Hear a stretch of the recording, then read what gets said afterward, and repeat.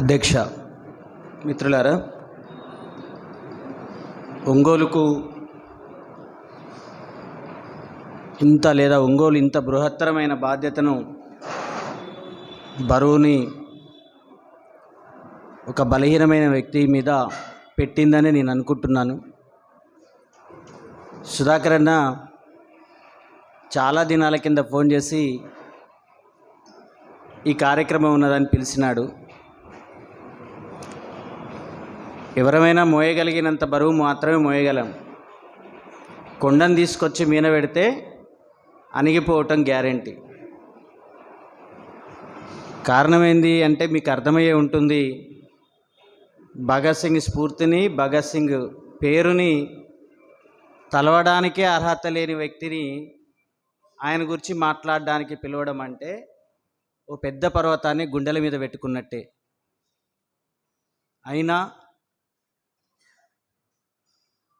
ఈ దేశంలో ఓ మనిషిగా పుట్టినందుకు భగత్ సింగ్ గురించి మాట్లాడే ఒక గొప్ప అదృష్టం అనే పదాన్ని వాడకూడదు, కానీ అలా భావించాల్సి వస్తుందేమో అనిపిస్తుంది. ఆయన గురించి మాట్లాడగలిగే అవకాశం జనరల్గా విద్యార్థుల దగ్గర, ఇంకెవరి దగ్గరైనా మాట్లాడడంలో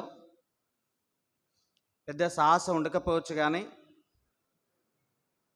అత్యంత శక్తివంతమైన మెదడు మధ్య ఇప్పటికే సుదీర్ఘ పోరాటాలతో అనుబంధాలు, త్యాగాలు చేసిన మీ మధ్య వారి గురించి చెప్పలేను, కానీ ఈ సందర్భంగా కొన్ని అభిప్రాయాల్ని మాత్రం మీతో పంచుకోవటానికి వచ్చిన ఒక అవకాశంగా నేను భావిస్తూ, భగత్ సింగ్ గురించి చాలా చాలా చర్చలు జరిగినాయి. ఈ మధ్యకాలంలో మరింత చర్చలు భగత్ సింగ్ ప్రయాణం మీద చేయకూడని వ్యక్తులు కూడా చేసినారు. అట్లా చేసిన వాళ్ళలో మనకు మోడీ నుంచి రైటిస్ట్ వింగ్ మొత్తం కూడా భగత్ సింగ్ని తన వైపు తిప్పుకుంటూ చాలా ప్రయత్నాలు కూడా చేసింది. ఏకంగా మోడీ భగత్ సింగ్ స్ఫూర్తితోటే సర్జికల్ స్ట్రైక్ చేసిన అని పంజాబ్లో చెప్పాడు. పంజాబ్లో ఓ పెద్ద సదస్సులో చెప్పాడు. భగత్ సింగ్ జైల్లో చివరిగా చదువుతున్న పుస్తకం భగవద్గీత అని చెప్పిండు. భగవద్గీత చివరిలో చదువుతున్న పుస్తకం అని చెప్పిండు. భగత్ సింగ్ తలపాగా ఎల్లో తలపాగా పెట్టుకున్నాడు. ఇవన్నీ ఆయన మతం నుంచి దూరం జరగలేదు. అట్లాంటి ఒక చర్చను ఒక వర్గం విపరీతంగా తీసుకొచ్చింది. ఇంకా ఈ మోడీని ఎట్లా తీసుకొచ్చిండంటే, ఆ స్థాయి జ్ఞానానికి అటు ఇటుకున్న వాళ్ళు ఇంకెంతమంది ఉన్నారో మనకు తెలుసు. వాళ్ళందరూ ఎట్లాంటి మాటలు మాట్లాడారో కూడా మనం చూసాం. అంటే ఒక వింగ్ మొత్తంగా భగత్ సింగ్ని ఎట్లా తన వైపు తీసుకుపోతుందో చూసినాం. ఈ పరిస్థితుల్లోనే అంటే మనం చెప్పుకోవాల్సినవి చెప్పలేనప్పుడు, మనం మాట్లాడాల్సినవి మాట్లాడలేనప్పుడు ఇట్లాంటి దుర్మార్గులు ఎవరినైనా తీసుకొని తనలో కలుపుకుంటారు. హిందూ మతం తన గొప్పతనం ఏందో తెలుసు కాబట్టి, దానికి బ్రాండ్ అంబాసిడర్లు ఎట్లుంటారో మనందరికీ తెలుసు కాబట్టి. ఎందుకంటే దశావతారాలలో భగత్ సింగ్ని చేర్చిన ఆశ్చర్యపోనక్కర్లేదు.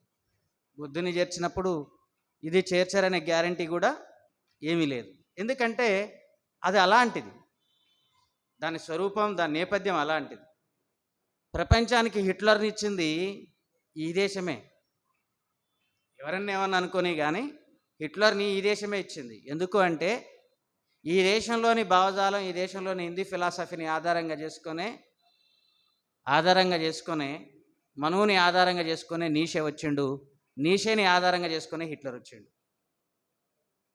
వాస్తవ పునాది నీషే 1000 సూర్యక్రాంతులతోటి నిండి ఉన్న మనువా అని చెప్తూ అక్కడ హిట్లర్కు కావలసిన ప్రేరణ అందించండి. ఒక జాతి కదా. నిజంగా మీరు గమనించండి, ఈ దేశంలో పూర్తి మనువు దేవుని నిరాకరిస్తాడు. మనువులు ఎంతమంది అని ఉండొచ్చు, కానీ మనువు దేవుని నిరాకరిస్తాడు. జాతిని యాక్సెప్ట్ చేస్తాడు. దాన్ని ఆధిపత్య జాతిని మేకింగ్ చేయడం మనువులో ఉన్న అంశం, దేవుని చేయటం కాదు. ఎలా? మనం ఆయన అంటాం కదా సావర్కర్ లాగా. సావర్కర్ కూడా దేవుని నమ్మినోడు ఏం కాదు కదా. సావర్కర్ దేవుని నేను నమ్మలా. మనం కూడా దేవుని గురించి ఏం చెప్పలా. ఆయన అంతిమ లక్ష్యం ఏంది అంటే సూపర్ రేస్ మేకింగ్, ఒక అధిజాతిని తయారు చేయటం. ఆ అధిజాతి ఎలా ఉండాలో, అట్లాంటి లక్షణాలు ఉండాలో మనకు బ్రాహ్మణత్వం లేదా అది ఆ క్రమాల్లో మనం చూడవచ్చు. మెయిన్ రేస్ చేయటమే. హిట్లర్ ఉద్దేశం ఏంది? వన్ కల్చర్, వన్ రేస్, అదే కదా, వన్ ఫ్యూరర్. ఇది మనమే ఎక్స్పోర్ట్ చేసినాం. మనం చాలా వెనుకబడ్డాం అనుకుంటున్నాం, కానీ ప్రపంచంలో చాలా ముందు పోయినాం. చాలా ఎక్స్పోర్ట్స్, పెద్ద ఫిలాసఫీని మనం ఎక్స్పోర్ట్ చేసినాం ఇండియా నుంచి. ఆ ఎక్స్పోర్టు ఎంత పెద్ద ప్రమాదాన్ని తీసుకొచ్చిందో కూడా చూడవచ్చు. ఇది ఇప్పుడున్న రెలవెంట్లో ఎట్లా ఉందో కూడా మీ అందరికీ తెలుసు. ఆ విషయాల జోలికి వదల్చుకోలేదు. కానీ భగత్ సింగ్ని చాలామంది అర్థం చేసుకున్నట్లే గాంధీ కూడా అర్థం చేసుకోలేదు. ఆయన స్టేట్స్మెంట్స్ చూసినప్పుడు ఆ విషయాలు కూడా మనకు అర్థమవుతాయి. భగత్ సింగ్ పుట్టిన కాలం, భగత్ సింగ్ ప్రభావం మనందరికీ అంతా తెలిసిన వాళ్ళమే కాబట్టి కొత్తగా భగత్ సింగ్ జీవిత చరిత్రను అయితే మీ ముందు పెట్టాల్సిన అవసరం లేదని నేను అనుకుంటున్నాను. కుటుంబం సంస్కరణల కుటుంబం. అది బహుశా విగ్రహారాధనని వ్యతిరేకించి యజ్ఞాన్ని ముందలేసుకొని ముందుకు వచ్చిన మధ్యయుగ కాలంలో హిందూ మత పునరుద్ధరణకు దారితీసిన ఓ సంస్కరణాధిపతి తయారు చేసిన ఆర్య సమాజం మూలాలు కూడా ఆయన కుటుంబంలో ఉన్నాయి.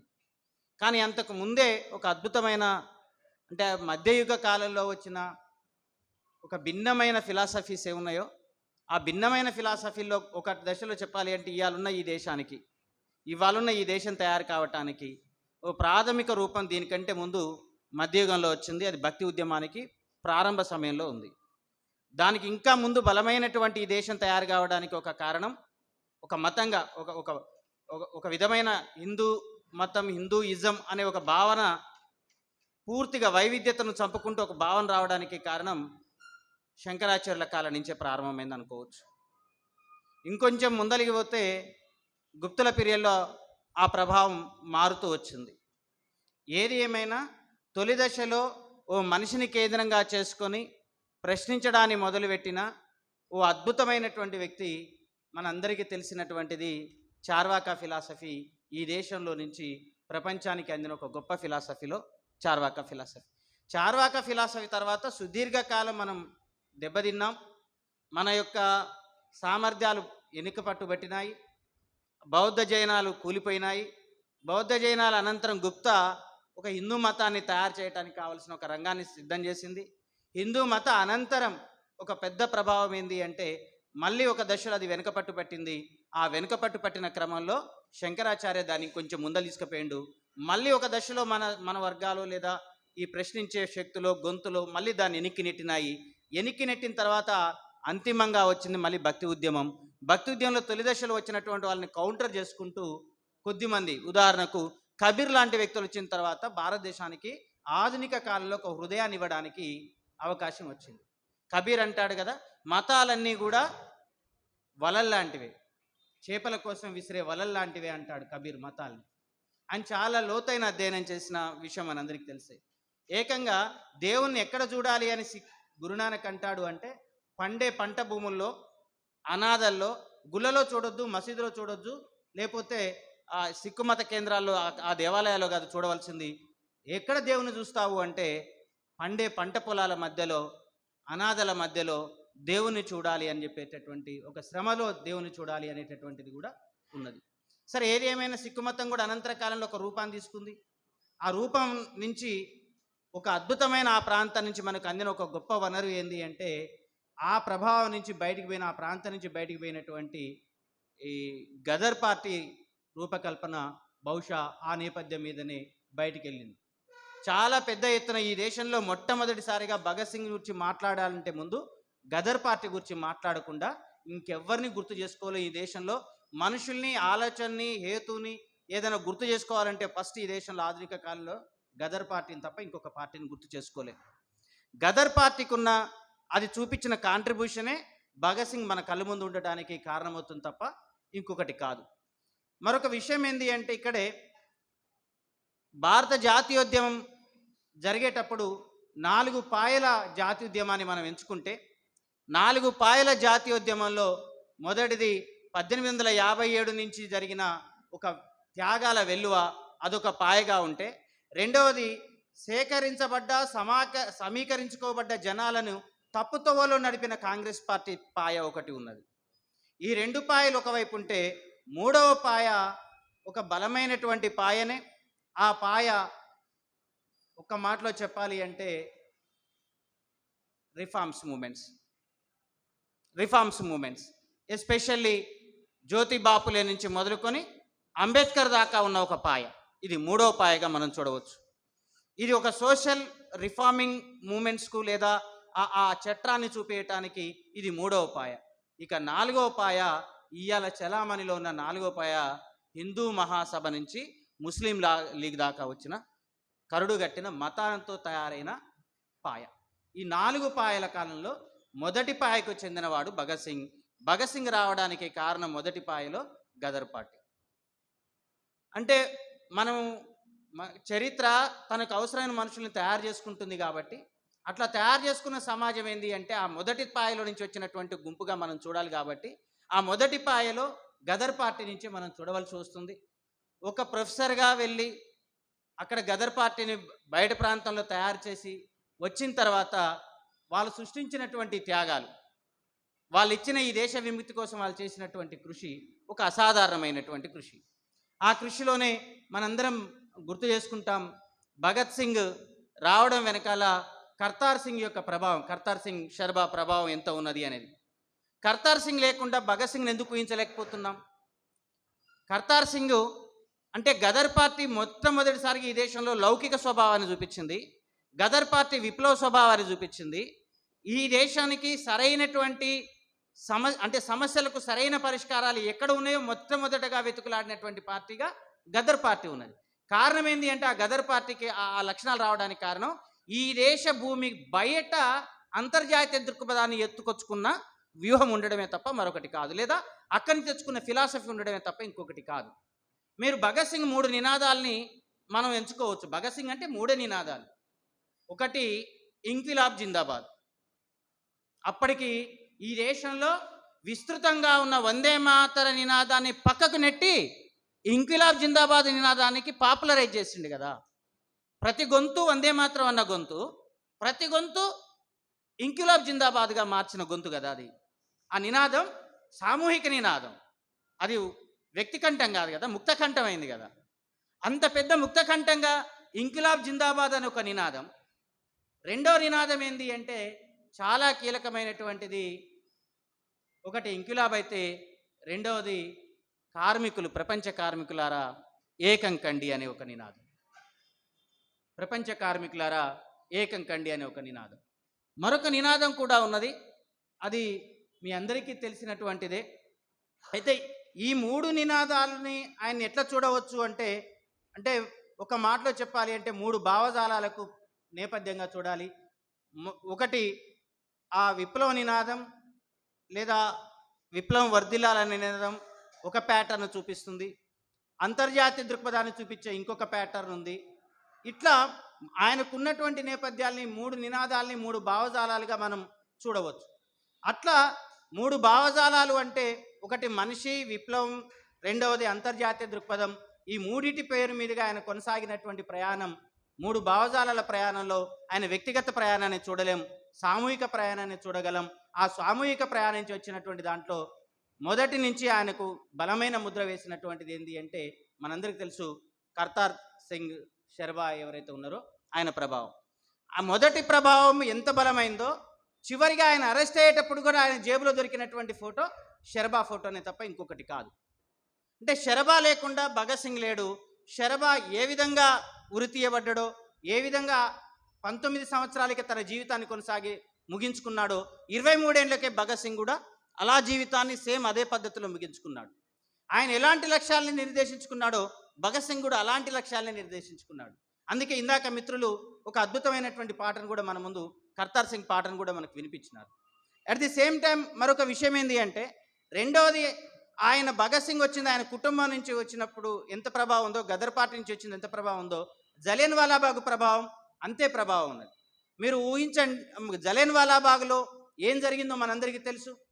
ఆ జలియన్ వాలాబాగ్ జరిగినటువంటి నేపథ్యం మనకు అందరికీ తెలిసింది ఏంటి అంటే, ఇవాళ మన కాడ అమల్లో ఉన్నటువంటి ఓ భయంకరమైనటువంటి చట్టాలు ఏవైతున్నాయో అట్లాంటి చట్టాల్లో ఒక చట్టం రావడమే ఆ జలియన్ వాలాబాగు వెనకాల ఉన్న కారణం. అంటే బహుశా జాతి మొత్తం కాంగ్రెస్ పార్టీ గాంధీ నాయకత్వంలో పోలరై ముందుకు పోతున్న సమయంలో రౌలట్ చట్టం రావడం, రౌలట్ చట్టం ఎవరిని కూడా అంటే యాక్సెప్ట్ చేసే రౌలట్ చట్టం అనేది పిలవకుండానే విచారించకుండానే శిక్షించే అధికారాన్ని అది పెట్టుకోవడం. ఒక మాటలో చెప్పాలంటే ఇప్పుడున్న అన్లాఫుల్ అంటే ఉపా లాంటి చట్టాలకు పునాది లాంటి చట్టం ఏదైతే ఉన్నదో అట్లాంటి చట్టం రౌలట్ చట్టం రావడం, ఆ రౌలట్ చట్టానికి ఒక తీవ్రమైనటువంటి ప్రతిఘటన దేశం మొత్తం మీద రావడం, దీన్ని గాంధీ మొట్టమొదటిగా ఉపయోగించుకోవడంలో జరిగిన అనేక పరిణామాల్లో చివరి పరిణామంగా జలియన్ వాలాబాగ్ను చూస్తాం. జలియన్ వాలాబాగ్ సంఘటన దాని గురించి మీ అందరికీ తెలుసు. దాదాపు వాళ్ళు రూపించిన లెక్క 379 కావచ్చు, కానీ 1100 మందికి పైగా చనిపోయినరని, ఆ చనిపోయినటువంటి ప్రదేశం ఒక పెద్ద భగత్ సింగ్ను సృష్టించింది అని, ఆ పెద్ద ఉద్యమం మొత్తం కూడా అంతకుముందు సైఫుద్దీన్ కిచ్లూ లాంటి వ్యక్తులు గాంధీ నుంచి ప్రభావితమైన వ్యక్తులే అని, లాలా లజపత్ రాయ్ గాంధీ దాంట్లో ఉన్నటువంటి కీలకమైన వ్యక్తి అని, సోషలిస్టు విభాగం నుంచి పూర్తిగా గాంధీ భావజాలంలోకి ఆ తర్వాత హిందుత్వ భావజాలంలోకి జారిపోయినటువంటి వ్యక్తిగా లాలా లజపత్ రాయ్ని కూడా మనం చూడవచ్చు. మీరు గమనించండి, భగత్ సింగ్ యొక్క త్యాగంలో అంతిమంగా ఆయనకు ఉరిశిక్ష పడ్డటువంటిది సాండర్స్ మరణం అయితే, సాండర్స్ని ఎందుకు చంపాల్సి వచ్చింది అంటే లాలా లజపత్ రాయ్ని చంపడానికి వచ్చిందంటే, లాలా లజపత్ రాయ్ ఏ భావజాలానికి ప్రతినిధి అంటే మా తిరోగమనంగా చివరిగా వచ్చి హిందుత్వ భావజాలానికి పునాది వేసుకొని చివరిగా స్థిరపడిపోయిన సాండర్స్ అయితే ఆ లాలా లజపత్ రాయ్ని చంపిన సాండర్స్ని చంపడానికి వెళ్ళి జరిగిన సంఘటన కదా. అంటే చాలా భిన్నమైన తన వైరుధ్యాలు, తన ఆలోచనలకు భిన్నమైన ఒక ఆలోచన.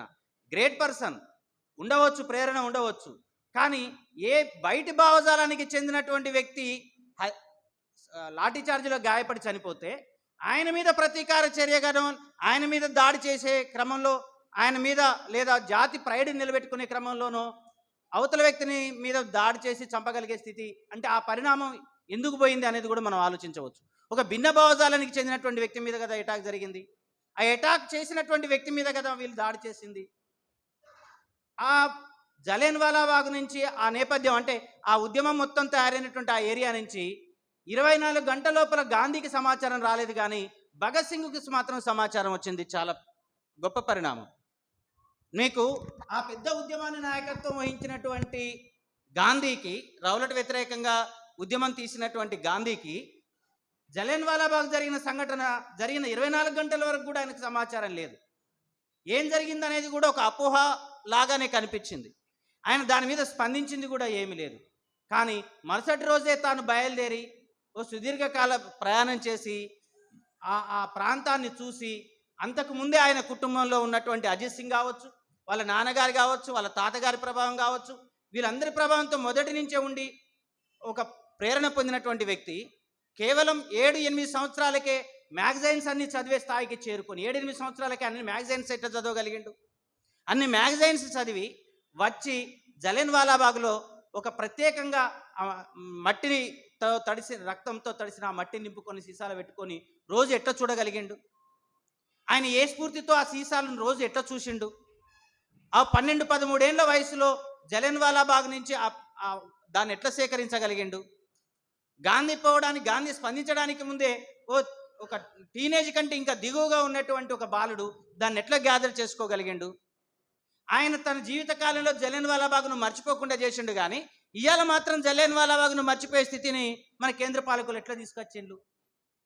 మీరు నమ్ముతారో నమ్మరో, రీసెంట్గా మోడీ గారు అధికారంలోకి వచ్చిన తర్వాత జలియన్ వాలాబాగ్ను మోడిఫికేషన్ చేశారు, బ్యూటిఫికేషన్ అన్నాడు ఆయన. జలియన్ వాలాబాగ్ను బ్యూటిఫికేషన్ చేయడం ఏందనేది చాలా ఆశ్చర్యం.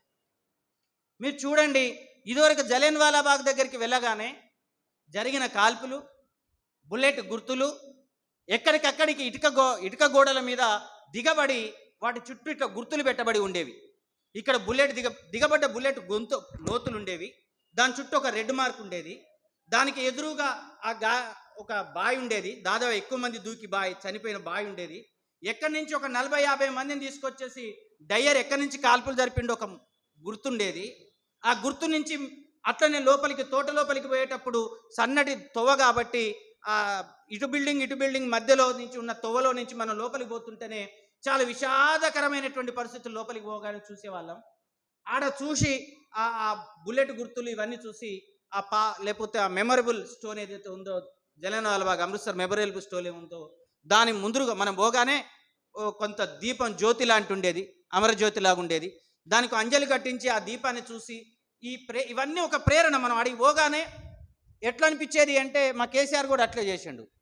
ఏం చేసిండు, గన్ పార్క్లో ఉన్న అమరస్ దీపానికి బదులుగా అక్కడ ఒక థియేటర్ కట్టిండు. ఇప్పుడు అసెంబ్లీ ఎదురుగా సెక్రటరీ ఎదురుగా ఒక థియేటర్ కట్టిండు. అది ఏకంగా అమరుల నిర్మాణం అని పెట్టేసి దానికి ఒక పేరు పెట్టేసి దాన్ని పెట్టుకున్నాడు. ఓ స్తూపం దగ్గరికి పోగానే ఏం కనపడాలి మనకు? ఒళ్ళు పులకరించాలి, బాడీలో ప్రేరణ కలగాలి, కోటన్న లాంటిలో వీళ్ళు పోతే పాట రాయగలగాలి, పాట పాడగలగాలి, డప్పు కళాకారుడు పోతే డప్పు కొట్టగలగాలి, రాసేటోడు పోతే ఏం రాయాలో ఆ త్యాగదంల మీద ఒక రాత ఒక అక్షరం రాగలగాలి. ఇప్పుడు సెక్రటరీ దగ్గర ఉన్న దగ్గరికి పోతే వస్తుందా? అమల స్తూపం దగ్గరికి పోతే వస్తుందా? కానీ ఇప్పుడు మోడీ ఏం చేసిండంటే జలియన్వాలా బాగ్ కాడికి పోయిన తర్వాత బ్యూటిఫికేషన్ చేసిండు దాన్ని. చాలా ఇక్కడ ఆ గుర్తులన్నీ తీసేసి ఆడ వేరే ఒక పెద్ద బండరాయి పెట్టిండు. ఎక్కడైతే పోలీస్ గుర్తులు పెడతారు కదన్న, ఆ గుర్తులన్నిటి తీసేసి ఆడ పెద్ద బండరాయి పెట్టిండు. బావి చుట్టూ ఒక పెద్ద గ్లాస్ ఫినిషింగ్ వేసిండు. ప్రజలు దూకి చనిపోయిన బావి చుట్టూ గ్లాస్ ఫినిషింగ్ వేసిండు. అట్లనే రకరకాల రంగులు పూసిండు. లోపలికి వచ్చే తొవ్వకు మనుషుల యొక్క బొమ్మలు పెట్టుకుంటూ వచ్చిండు. మనం ఒక ఒత్తిడికి గురయ్యే సందర్భంలో బొమ్మలు చూసే పరిస్థితి వచ్చింది. ఇక సాయంత్రం కాగానే సౌండ్ సిస్టమ్ తోటి కొత్త music system, music and lighting system పెట్టిండు. ఎక్కడిది? జలియన్వాలా బాగ్లో. ఎప్పుడు జరిగింది? మొన్న జరిగింది. మొన్న బ్యూటిఫికేషన్ చేసిండు. జలియన్వాలా బాగ్ పక్కంగా వీళ్ళు బ్యూటిఫికేషన్ చేసిండు. జలియన్వాలా బాగ్ నుంచి భగత్ సింగ్ ఆ స్ఫూర్తిని నింపుకొని రోజు చూసిండు. ఆ సందర్భానికి ఈ పాలకులు ఎట్లా చరిత్రను ఎట్లా పక్కకు నెడుతురు అని చెప్పడానికి ఇంతకంటే బెస్ట్ ఎగ్జాంపుల్ ఉండాల్సిన అక్కర్లేదేమో. సో అట్లా భగత్ సింగ్ తన నుంచి అది పొందిన తర్వాత ఆయన మొదటి నుంచి మనం అనుకుంటాం రకరకాల నేపథ్యాల మీద భగత్ సింగ్ని మనం ఆలోచించేటప్పుడు ఆయనలో ఉన్న ప్రభావం చూపించే సందర్భాలు, ప్రభావం చూపించే అంశాలు ఇవన్నీ చూస్తాం. కానీ భగత్ సింగ్కి వచ్చేసరికల్లా కేవలం ఒక విప్లవ రూపమేనా? భగత్ సింగ్ అనేది క్యారెక్టర్లో ఒక సింగిల్ క్యారెక్టరేనా? సింగిల్ క్యారెక్టర్ అయితే ఓ ఫిలాసఫర్ ఎక్కడికి పోయిండి, ఎక్కడ దాచుకున్నాడు భగత్ సింగ్లో? బహుశా భారతదేశంలో ద హయ్యెస్ట్ ఫిలాసఫీని ఆచరణాత్మకంగా చూపిన ఏకైక వ్యక్తి, మొట్టమొదటి వ్యక్తి భగత్ సింగే. ఫిలాసఫీ ఎప్పుడు ప్రజా జీవితానికి అవతలనే చెప్పిండ్రు, కానీ ప్రజా జీవితంలోకి తీసుకొచ్చి ఆచరించి చూపించిన ఒక గొప్ప ఫిలాసఫర్ ఆయన. బహుశా ఈ దేశంలో ఎవ్వరు చదవనండి, మా కేసీఆర్ 80,000 పుస్తకాలు చదివాడు. భగత్ సింగ్ అరెస్ట్ కావడానికి ముందు 250 పుస్తకాలు ఆ సందర్భంలో చివరి 1 ఇయర్లో, అరెస్ట్ అయి జైల్లో ఉన్నాక 300 పుస్తకాలు చదివాడు. ఆయన జైల్లో అవి అన్నే. ఆయనంత గొప్ప మేధావి అయిండు. చాలా ఆయన చదివిన పుస్తకాలు కానీ అంటే ఆయన తయారు చేసినటువంటి వ్యక్తులు ఎవరు? అసలు భగత్ సింగ్ తయారు చేసింది ఒక సమాజం, ఒక కాలం, ఒక చరిత్ర. ఆ కాలం చరిత్రలో మీరు ఒకటి గమనించుకోవాల్సినటువంటి అంశం ఏముంది అంటే, సరిగ్గా భగత్ సింగ్ వచ్చిన కాలంలోని ప్రపంచం ఏ స్థితిలో ఉందో మీరు అర్థం చేసుకుంటే మళ్ళీ ఇయాల్టి స్థితి మనకు అర్థమవుతుంది. భగత్ సింగ్ పుట్టిన కాలం, భగత్ సింగ్ సందర్భం ఒక కీలకమైన, ప్రపంచం మొత్తం ఘర్షణ పడుతున్న కాలం, ఒక ఆశను కూడా ఇస్తున్న కాలం. ఆ ఆశనిచ్చిన కాలం ఏంది అంటే రష్యా. భగత్ సింగ్ తయారీ వెనకాల ఎవరున్నారు అంటే బకునీన్ ఉన్నాడు. భగత్ సింగ్ తయారీ వెనకాల బకునీన్ ఉన్నాడు. బకునీన్ ఎవరు తయారు చేసిర్రు? బకునీన్ ఒక రష్యా విప్లవం తయారులో ఒక కీలక పాత్ర. రాజ్యము, శిక్ష ఏదైతే ఉందో, రాజ్యము, మతము, బకునీన్ ఏదైతే ఉన్నారో ఒక కీలకమైనటువంటి బకునీన్ రచన భగత్ సింగ్ను ఒక పెద్ద ఇంటలెక్చువల్గా తయారు చేయటంలో ఒక కీలక పాత్ర. కేవలం అంతవరకే కాదు, ఆయన ఠాగూర్ దాకా అధ్యయనం చేసిన దాంట్లో రెండో కీలకమైనటువంటి ప్రభావం చూపించింది నిర్మలానంద. నిర్మలానంద ఆయన కామన్ సెన్స్ అనేటటువంటి ఒక పుస్తకం, నిర్మలానంద రాసిన కామన్ సెన్స్ అనే పుస్తకం, భగత్ సింగ్ మనం ఇవాళ చూస్తున్నా, ఇవాళ మనకు కీలకమైన ఒక నాస్తికుడిగా, ప్రపంచంలో అన్నింటికీ కేంద్రం మనిషే, మనిషి మీద అత్యున్నత ప్రేమ ఉంటే తప్ప నాస్తికుడు కాలేడు. మానవత్వం మీద, మనిషి మీద బహుశా ఇంకెవ్వరికి లేనంత ప్రేమ ఉంటే తప్ప వాడు నాస్తికుడు కాలేడు. ఆ నాస్తికుడిగా మారడం వెనకాల కామన్ సెన్స్ అనే పుస్తకం ఎంత పాత్ర ఉందో నిర్మలానంద పాత్ర ఆయన దాన్ని తయారు చేసిన. కామన్ సెన్స్ అనేది ఇంగిత జ్ఞానం అనే పత్రిక ఇప్పుడే కాదు, అమెరికా పోరాటంలో కూడా అదే పేరుతో వచ్చింది. అమెరికా స్వాతంత్రోద్యమానికి కూడా అదే కారణమైంది. అంటే ఆ పుస్తకంలోని భావజాలం వేరు, నిర్మలానంద పుస్తకంలోని భావజాలం వేరు. అంటే భగత్ సింగ్ వెనకాల ఉన్నటువంటి ఆ అంశాలే ఉన్నాయి. కాబట్టి బహుశా భగత్ సింగ్ తయారీ వెనకాల, భగత్ సింగ్ ఆలోచనల వెనకాల ఉన్నటువంటి దాంట్లో ఇట్లా వరుసగా వస్తున్న తర్వాతనే చివరిగా వచ్చినటువంటి వ్యక్తి మనకు లెనిన్ కనపడతాడు తప్ప మొదటి దశలోనే లెనిన్ ఏం కనపడడు, మార్క్స్ కూడా ఏం కనపడడు. అంటే భగత్ సింగ్ ఇంత పెద్ద మేకింగ్ రావడం వెనకాల ఎంత పెద్ద ప్రయత్నం ఉందో మీరు గమనించాలి. రెండవది ఏంటి అంటే, భగత్ సింగ్ కాలానికి జరిగిన సంఘటనలో ఒక కీలకమైనటువంటిది, దేశం మొత్తం ఊగుతుంది స్వాతంత్రం కోసం. ఆ ఊగుతున్న స్వాతంత్రం అంటే ఆ ప్రేరణకు కారణమైనటువంటిది గాంధీ పిలుపునిచ్చిన సహాయ నిరాకరణోద్యమం. ఈ సహాయ నిరాకరణోద్యమం దేశంలోని ప్రజలందరినీ ఒక దగ్గరికి చేర్చింది. విప్లవకారుల్ని, రకరకాల భావజాల వాళ్ళకు ఇది నమ్మించింది. ఏమని?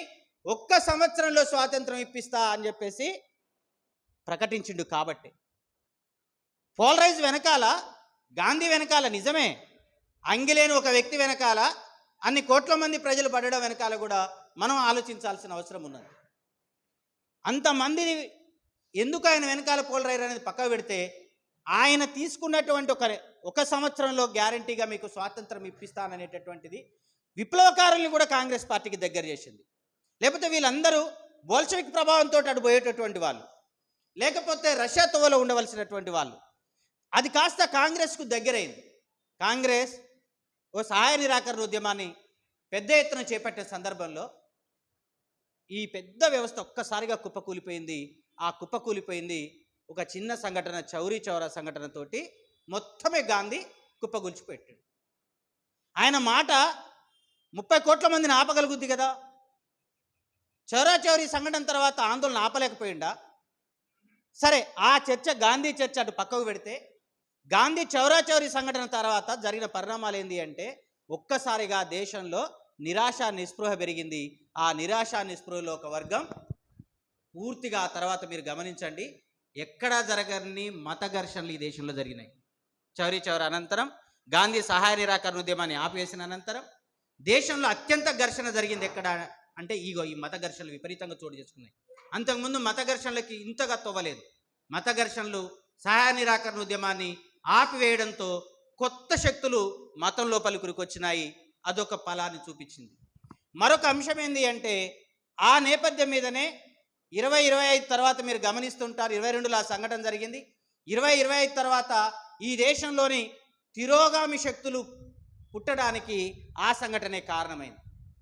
ఇవాళ ఆర్ఎస్ఎస్ పుట్టినా, ఇంకోటి పుట్టినా, అదిగో ఈ ప్రేరణ నుంచి పుట్టిందే తప్ప ఇంకో ప్రేరణ నుంచి పుట్టలేదు.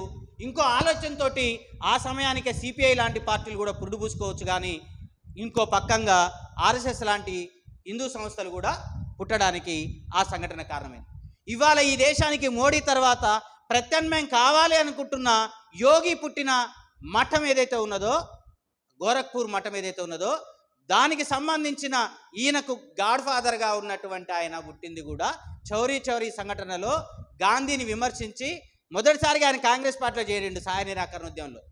గోరఖ్పూర్ మఠం మొత్తం కూడా హిందువుల కంటే ఎక్కువగా పీరీలు, ఎస్పెషల్లీ సూఫీ సన్యాసుల ఆధీనంలో ఉన్న ఓ హిందూ మఠం. అది కాలక్రమంలో పూర్తిగా హిందుత్వ మఠం చేతుల్లోకి వచ్చింది.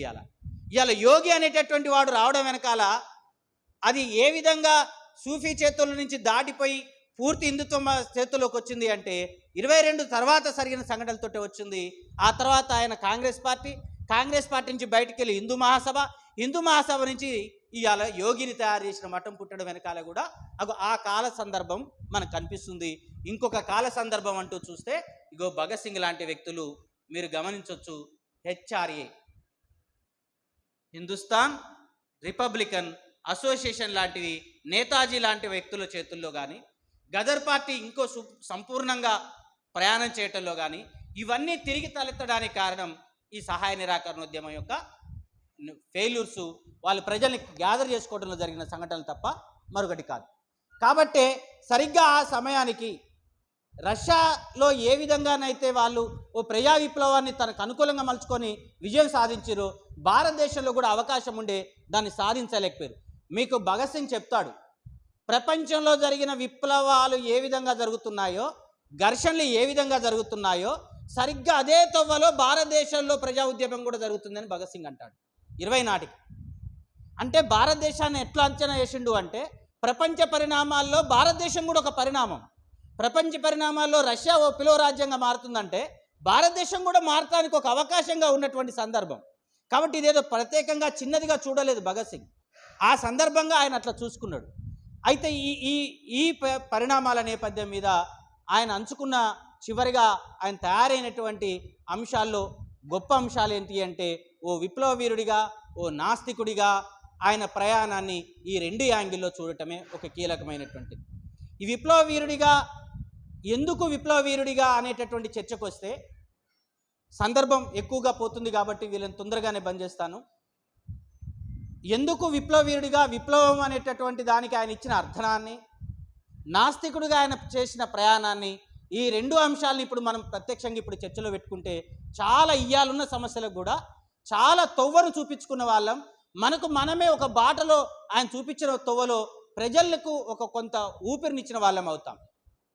నిజంగా భగత్ సింగ్ ఎంత విజ్డమ్ ఉన్నది అని చెప్పడానికి, ఆయన ఎట్లాంటి దేశం కావాలని కోరుకుంటుండు అని చెప్పడానికి ఆయన తీసుకున్నటువంటి, అంటే కోర్టుకి ఇచ్చినటువంటి డాక్యుమెంటేషన్లో, కోర్టుకు సబ్మిట్ చేసిన డాక్యుమెంటేషన్లో విప్లవం అంటే ఏమిటి అనే అంశంలో, విప్లవానికి అర్థం 2 అంశాల్లో, ఒకటి ఆయన ట్రయల్ చేస్తున్నటువంటి కోర్టు, భగత్ సింగ్ను ట్రయల్ చేస్తున్నటువంటి కోర్టు అడిగిన సందర్భంలో, జస్టిస్ కృష్ణ అడిగిన సందర్భంలో, రెండోది ఒక పత్రికా సంపాదకుడు విప్లవాన్ని ఎగతాళి చేస్తూ రాస్తున్న సందర్భంలో 2 సంఘటనలు జరిగినాయి. అంటే ఇప్పుడు వార్తాపత్రికలు ఎట్లున్నాయో అప్పుడు కూడా ఉన్నాయని చెప్పడానికి ఇది ఎగ్జాంపుల్. విప్లవాన్ని ఎట్లా వ్యతిరేకించి ఒక పత్రిక సంపాదకీయం రాసింది, ఇంకోటి రోజు వీళ్ళు కోర్టులకు పోగానే ఇంక్విలాబ్ జిందాబాద్ అంటున్నారు కదా, సోషలిజం వర్ధిల్లాలి అంటున్నాడు కదా, ఇంపీరియలిజాన్ని డౌన్ అంటున్నారు కదా, ఇంపీరియలిజం పోవాలంటున్నారు కదా. ఈ ఇంపీరియలిజం పోయే ఓ అంతర్జాతీయ సమాజం, సోషలిజం కలిగే ఒక సమాజం, అంటే ఆ విప్లవ సమాజం, ఇవి రావాలని అనుకుంటున్నారు కదా. రోజు చేసే నినాదాల్లో ఆ విప్లవం అంటే ఏంది అని అడిగిన సందర్భంలో ఆయన చేసిన డాక్యుమెంటేషనే చాలా వాల్యుబుల్ డాక్యుమెంటేషన్. కానీ అంతిమంగా ఆయనకు గొప్ప పేరుని తీసుకొచ్చింది మాత్రం వై యామ్ యాన్ ఎథిస్ట్, నేను నాస్తికుని ఎందుకు అయ్యాను అనేది తిరుగులేనటువంటి వాల్యుబుల్ అద్భుతమైన డాక్యుమెంట్ అదే. విప్లవాన్ని చెప్పడానికి ఎంత అద్భుతంగా చెప్పిండో, విప్లవాన్ని చెప్పడానికి ఆయన ఇచ్చిన నిర్వచనం, ఆయన జీవితం ఓ పెద్ద ఎగ్జాంపుల్. ఒకటి ఆయన నిర్వచనం, ఇప్పటివరకు ఉన్న నిర్వచనం విప్లవానికి ఒక వీరుగా ఉండవచ్చు. విప్లవానికి నిర్వచనం ఇవ్వడమే కాదు, తన జీవితాన్ని చూసి గాంధీ సత్యంతో నా ప్రయోగాలు అన్నాడు, అంతే కదన్నా, మై ఎక్స్పెరిమెంట్స్ విత్ ట్రూత్ అన్నాడు. నా జీవితమే నా సందేశం అన్నాడు గాంధీ. నా జీవితమే సందేశం అని గాంధీ అన్నాడు. కానీ అసలు జీవితం సందేశం ఎవరిదో చూస్తే అర్థమవుతుంది కదా. విప్లవ నిర్వచనం ఏమంటున్నాడు ఆయన రాసిన దాంట్లో, విప్లవ నిర్వచనం, విప్లవం అంటే రక్తపాతం తప్పనిసరైనది కాదు, తప్పనిసరైనది ఏమీ కాదు. ఎంత అద్భుతమైన పదవో చూడండి, నువ్వు ఎట్లా ఆలోచించుకుంటావు చూడండి. విప్లవం అంటే రక్తపాతం తప్పనిసరైనది ఏమీ కాదు, అంటే 2 ఉన్నాయి, అవసరాన్ని బట్టి అది కూడా ఉన్నది అనే అర్థం అందులో ఉంది. తప్పనిసరైనది ఏమీ కాదు. కానీ ఇంకొక పదంలో ఆయన అద్భుతంగా చెప్తున్నాడు, బాంబులు తుపాకుల్ని మాత్రమే పూజించడం కాదు. విప్లవం అంటే ఆశయాలను, ఆలోచనలతో పదును పెట్టడం, అన్యాయపు వ్యవస్థల్ని కూలగొట్టి న్యాయ వ్యవస్థని, సమసమాజ వ్యవస్థని నిర్మించడం, అంతటితోటి ఆపలే ఆయన. అన్యాయ వ్యవస్థను తొలగించడమే కాకుండా విధ్వంసం లేని ఒక సమసమాజాన్ని శ్రామిక స్వయం సంపూర్ణ అధికారం దిశగా నిర్మించడం. ఇవి పదాలు. ఇంత స్పష్టమైన నిర్వచనం అంతకు ముందెప్పుడు విప్లవంలో ఇచ్చిన వాడెవ్వడూ లేడు. ఎందుకు ఇది వచ్చింది? ఒకటి మీరు గమనించవచ్చు, ఆయన ప్రయాణంలో ఆ విప్లవాన్ని ఎందుకు అర్థం చేసుకున్నాడు? విప్లవ నిర్వచనం కూడా కర్తార్ సింగ్ శర్మ నుంచి చాలా తెచ్చుకున్నాడు. ఆయన మాటలే. ఆయన జైల్లో నుంచి ఇంకోటి కూడా రాస్తాడు మనకు. జైల్లో రాసినటువంటి చాలా ఉత్తరాల్లో కొన్ని ఏమున్నాయంటే, ఒక వ్యాసం పత్రికకు మీరు అంత తక్కువ వయసులో అన్ని పత్రికలకు వరుసగా పరంపరగా బులెటిన్ల మీద బులెటిన్లు ఎట్ట రాసిండు? ఎన్ని వ్యాసాలు! కీర్తి నుంచి మొదలుకుంటే వరుసగా అనేక చాలా ప్రతాప్ లాంటి పత్రికల దాకా వరుసగా ఆయన ఎట్లా రాయగలిగిండు? అంత తక్కువ వయసులో అంత జ్ఞానాన్ని ఎట్లా పొందగలిగిండు? వీళ్ళు అనుకున్నట్టు వేదాంతం చదివితే రాయగలిగిండా? గీతారహస్యం చదివితే రాయగలిగిండా? ఈ దేశం ఎట్లుండాలని చెప్పిండు? గురు గోవింద్ సింగ్తో పాటు, శివాజీతో పాటు, సింక్లేర్ వీరితో పాటు థామస్ జెఫర్సన్ మాటల్ని కూడా ఉడకించిండు. రూసో, థామస్ జెఫర్సన్, ఫెయిన్, చిట్ట చివరికి లెనిన్ దాకా వాళ్ళ ఆదర్శాలతో కూడిన రాజ్యమే, వాళ్ళ ఆలోచనలో ఉన్న రాజ్యమే ఈ విప్లవ రాజ్యంగా మారాలి అని ఆ విప్లవ డాక్యుమెంట్లోనే రాసింది. చాలా విప్లవ డాక్యుమెంట్లో కోర్టు రికార్డ్ చేయలే, జడ్జి తీసుకుంటూ. మీరు విచిత్రంగా చూడండి, కమ్యూనిస్ట్ మేనిఫెస్టోని ఇద్దరు రాసిరు కదా, మనకి ఇద్దరు కదా. కమ్యూనిస్ట్ మేనిఫెస్టో అంటే ఇద్దరు కనిపిస్తారు కదా, మార్క్స్ అండ్ ఎంగిల్స్ కదా. విప్లవం అనే డాక్యుమెంట్ ఈ దేశంలో తయారు చేసింది జాయింట్ డాక్యుమెంట్. ఒకటి భగత్ సింగ్, రెండో వాడు బీకే దత్. ఇద్దరు కలిసి బీకే దత్, బత్కేశ్వర్ బీకే దత్. మనకు మార్క్స్, ఎంగెల్స్ మేనిఫెస్టో రాస్తే ఈ దేశంలో విప్లవ డాక్యుమెంట్ కోర్టు ముందర పెట్టి, కోర్టుల నగ్న స్వరూపాన్ని ముందర పెట్టింది. మళ్ళీ జాయింట్ స్టేట్మెంట్ ఇద్దరు ఇచ్చినారు, ఆ ఇద్దరు కలిసి ఇచ్చినారు. చాలా అద్భుతమైనటువంటి అంశం. ఈ డాక్యుమెంట్లో ఈ వరుసగా వచ్చినటువంటి విప్లవం అంటే ఏంటి, ఈ విప్లవం ఎలా ఉంటుంది, ఈ విప్లవంలో చివరికి ఎలా ఉండాలి అని చెప్పడాన్ని ఆయన చాలా స్పష్టంగా చెప్తూ, ఇక్కడ ఉన్నటువంటి ఈ దేశంలో ఉన్నటువంటి పరిణామాలను కూడా ఆయన ఏకరువు పెడతాడు. ఏం జరిగింది? ఇల్లు కట్టేటటువంటి వానికి ఇల్లు లేదు, బట్టలు వేసేవానికి బట్టలు లేవు, పిల్లలు పాలకేడుస్తున్నారు, పాలు దొరకని పరిస్థితి ఉన్నది. అట్లనే ఆర్థిక అసమానతల విస్తృత స్థాయిని ఆయన అందులో చెప్పిండు.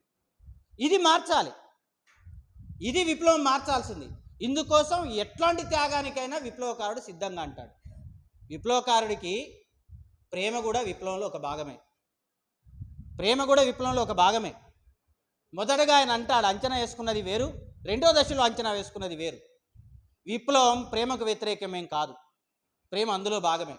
ఈ మధ్య మనకు ఉడుగుల తీసిండు, నిప్పు ఉంది నీరు ఉందా అన్న ఓ పాట కూడా వచ్చింది.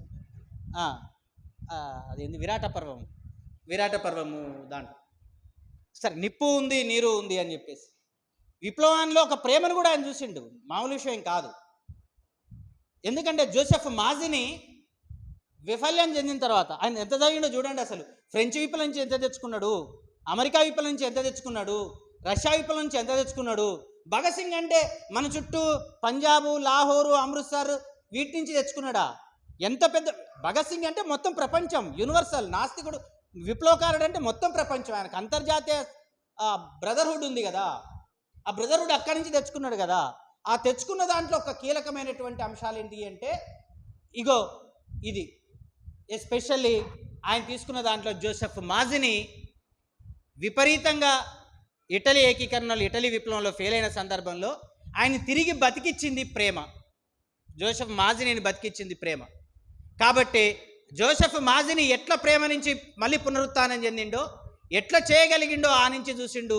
అట్లా ఆయన తనకు సుఖదేవ్ రాసిన లెటర్ ఏదైతే ఉన్నదో, ఊకోవయ్య ఎందుకంటే నిర్ణయం జరిగింది, భగత్ సింగ్ ఆడికి పోవద్దు అని అందరు ఆపింది, అసెంబ్లీలో బాంబు వేయకుండా ఆగమని చెప్పింది. ఒక దశలో మీటింగ్లో ఈయన అటెండ్ కాలేదు కదా, సుఖదేవ్ అటెండ్ కాలే. ఆ మీటింగ్, నిర్ణయం తీసుకున్న మీటింగ్ సుఖదేవ్ అటెండ్ కాలేదు కాబట్టి ఆ తర్వాత ఆయన అపోహకు గురైంది కాబట్టి, నువ్వెవరు అమ్మాయి ఉన్నది, అమ్మాయి వల్లనే నువ్వు పోవడం లేదని అంటే అని ఆరోపణ చేసే సమయానికే ఆల్రెడీ ఈయన పోవడానికి నిర్ణయించుకునేది. రెండో మీటింగ్ భగత్ సింగ్ యొక్క ప్రేరణతోటి మళ్ళీ హెచ్ఆర్ఎస్ఏ అంటే హెచ్ఆర్ఏ ఉందిగా ఇందాక, హిందుస్థాన్ రిపబ్లికన్ అసోసియేషన్ని ఎంత విశాల ప్రేమ ఉంటే ఇవాళ మనం అనుకుంటున్నాం భారత రాజ్యాంగంలో సోషలిస్ట్ పదాన్ని మోడీ తీసేసిండు కదా, పాఠ్యాంశాల్లో పీఠికల్లో పోయింది కదా, సామ్యవాద అనే పదం పోయింది కదా. సామ్యవాద అనే పదం మొదటగా ఈ దేశ ప్రణాళికల్లో చట్టబద్ధంగా తయారు చేసి అందులో పెట్టింది ఎవరు అంటే భగత్ సింగ్. హిందుస్థాన్ రిపబ్లికన్ అసోసియేషన్ని హిందుస్థాన్ సోషలిస్ట్ రిపబ్లిక్ అసోసియేషన్కి ఎట్ట మార్చగలిగారండి? ఎవరు మార్చిండ్రు? నవజీవన్లో ఒక పాలసీ తీసుకుంటే, ఇటు చూస్తే విప్లవ కాలంలో మనకు హెచ్ఆర్ఏ ఏమైందంటే హెచ్ఎస్ఆర్ఏగా మారింది కదా, హిందుస్థాన్ సోషలిస్ట్ రిపబ్లిక్ అసోసియేషన్ అని. ఎంత విశాల దృక్పథం ఉంటే ఏ పునాదుల మీద ఈ దేశం నిలబడాలో ఆయన ఫిలాసఫీ స్పష్టంగా చెప్తుందిగా, సోషలిస్టు పునాదుల మీదనే నిలబడాలి. ఆ సోషలిస్టు పునాదాల్లో ప్రేరణే ఆ తర్వాత భారత రాజ్యాంగంలో ఆ అంశాలు ఇన్బిల్ట్గా వచ్చినాయి. ఇన్బిల్ట్ అంశాలని ఆ తర్వాత బయటికి ఎప్పుడో రాజ్యాంగ సవరణ 42 తీసుకొచ్చి బయటికి పెట్టారు. లోపల ఆల్రెడీ ఉన్నది, అది లోపల ఉన్న సారాన్ని బయట తీసుకొచ్చి ఎగ్జిబిట్ చేశారు. కానీ జరిగిన పరిణామం ఏంటి అంటే, సోషలిస్ట్ అనే పదాన్ని ఈ దేశంలో ఓ అధికారిక డాక్యుమెంట్లో, ఓ అధికారిక వ్యవస్థలో స్పష్టంగా ముందర పెట్టింది భగత్ సింగ్. అంటే ఓ విప్లవకారుడిగా ఎంత దూరదృష్టి ఉందో, ప్రేమ పట్ల ఎంత దూరదృష్టి ఉన్నదో, విప్లవం పట్ల ఎంత దూరదృష్టి ఉన్నదో మనకి ఈ విషయాలు చాలా స్పష్టంగా అర్థమవుతాయి.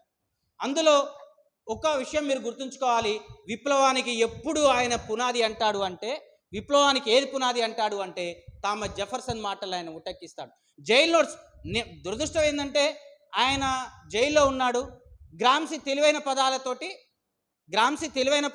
జైల్లో ఉన్న గ్రామ్సీ తెలివైన పదాలతోటి వాటిని తక్కువ చేసి భాష మార్చి చాలా పుస్తకాలు బయటికి రావడానికి అవకాశం వచ్చింది. కానీ భగత్ సింగ్ అట్లా దాచిపెట్టుకునేటోడు ఏం కాదు కదా, భాషను మార్చుకునేటోడు కాదు కదా, భాషను సాఫ్ట్గా చేయాల్సిన అవసరం, ఆయనలో సాఫ్ట్ ఉన్నాడు.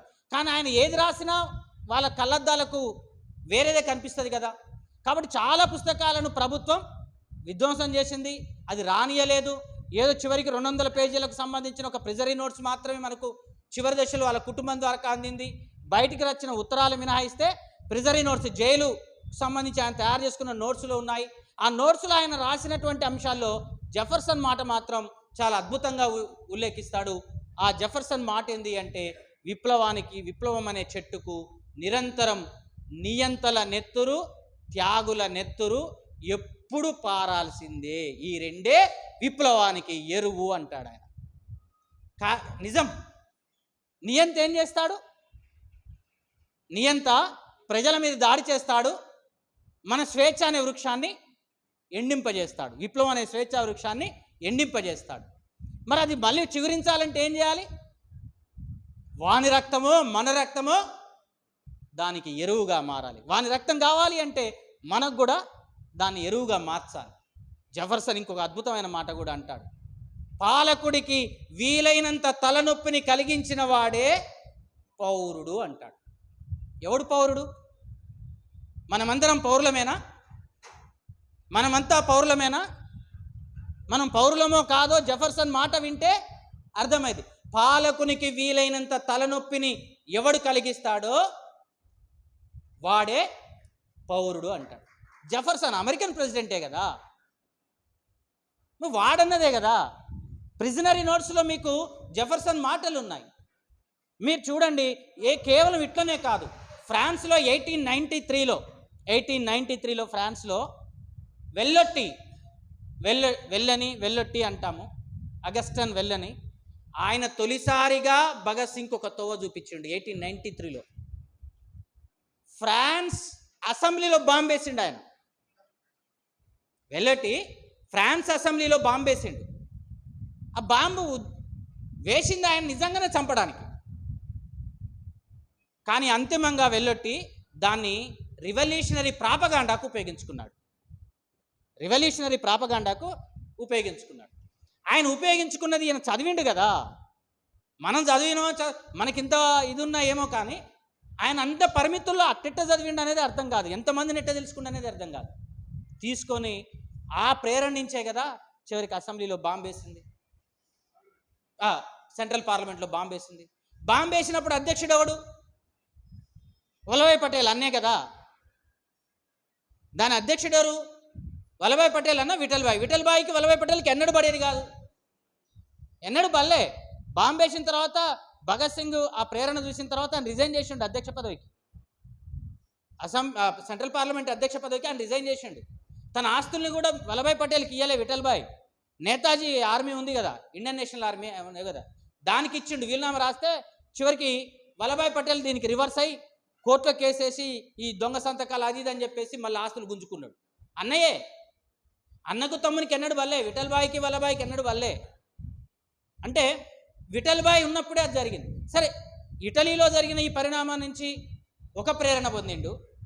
అదే క్రమంలో ఈ ఎప్పుడైతే మనకు కీలకమైనటువంటి సందర్భం ఒకటి కనపడ్డది.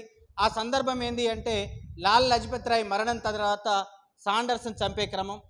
ఆ క్రమంలోనే ఆ తర్వాత ఆయన తప్పించుకొని పోయిండు. తర్వాత కాలంలో రెండో దశలో మనకు బాంబు దాడి అనేటటువంటిది, పార్లమెంట్లో బాంబు దాడి, సెంట్రల్ పార్లమెంట్లో బాంబు దాడి అనేది రెండో ప్రక్రియ.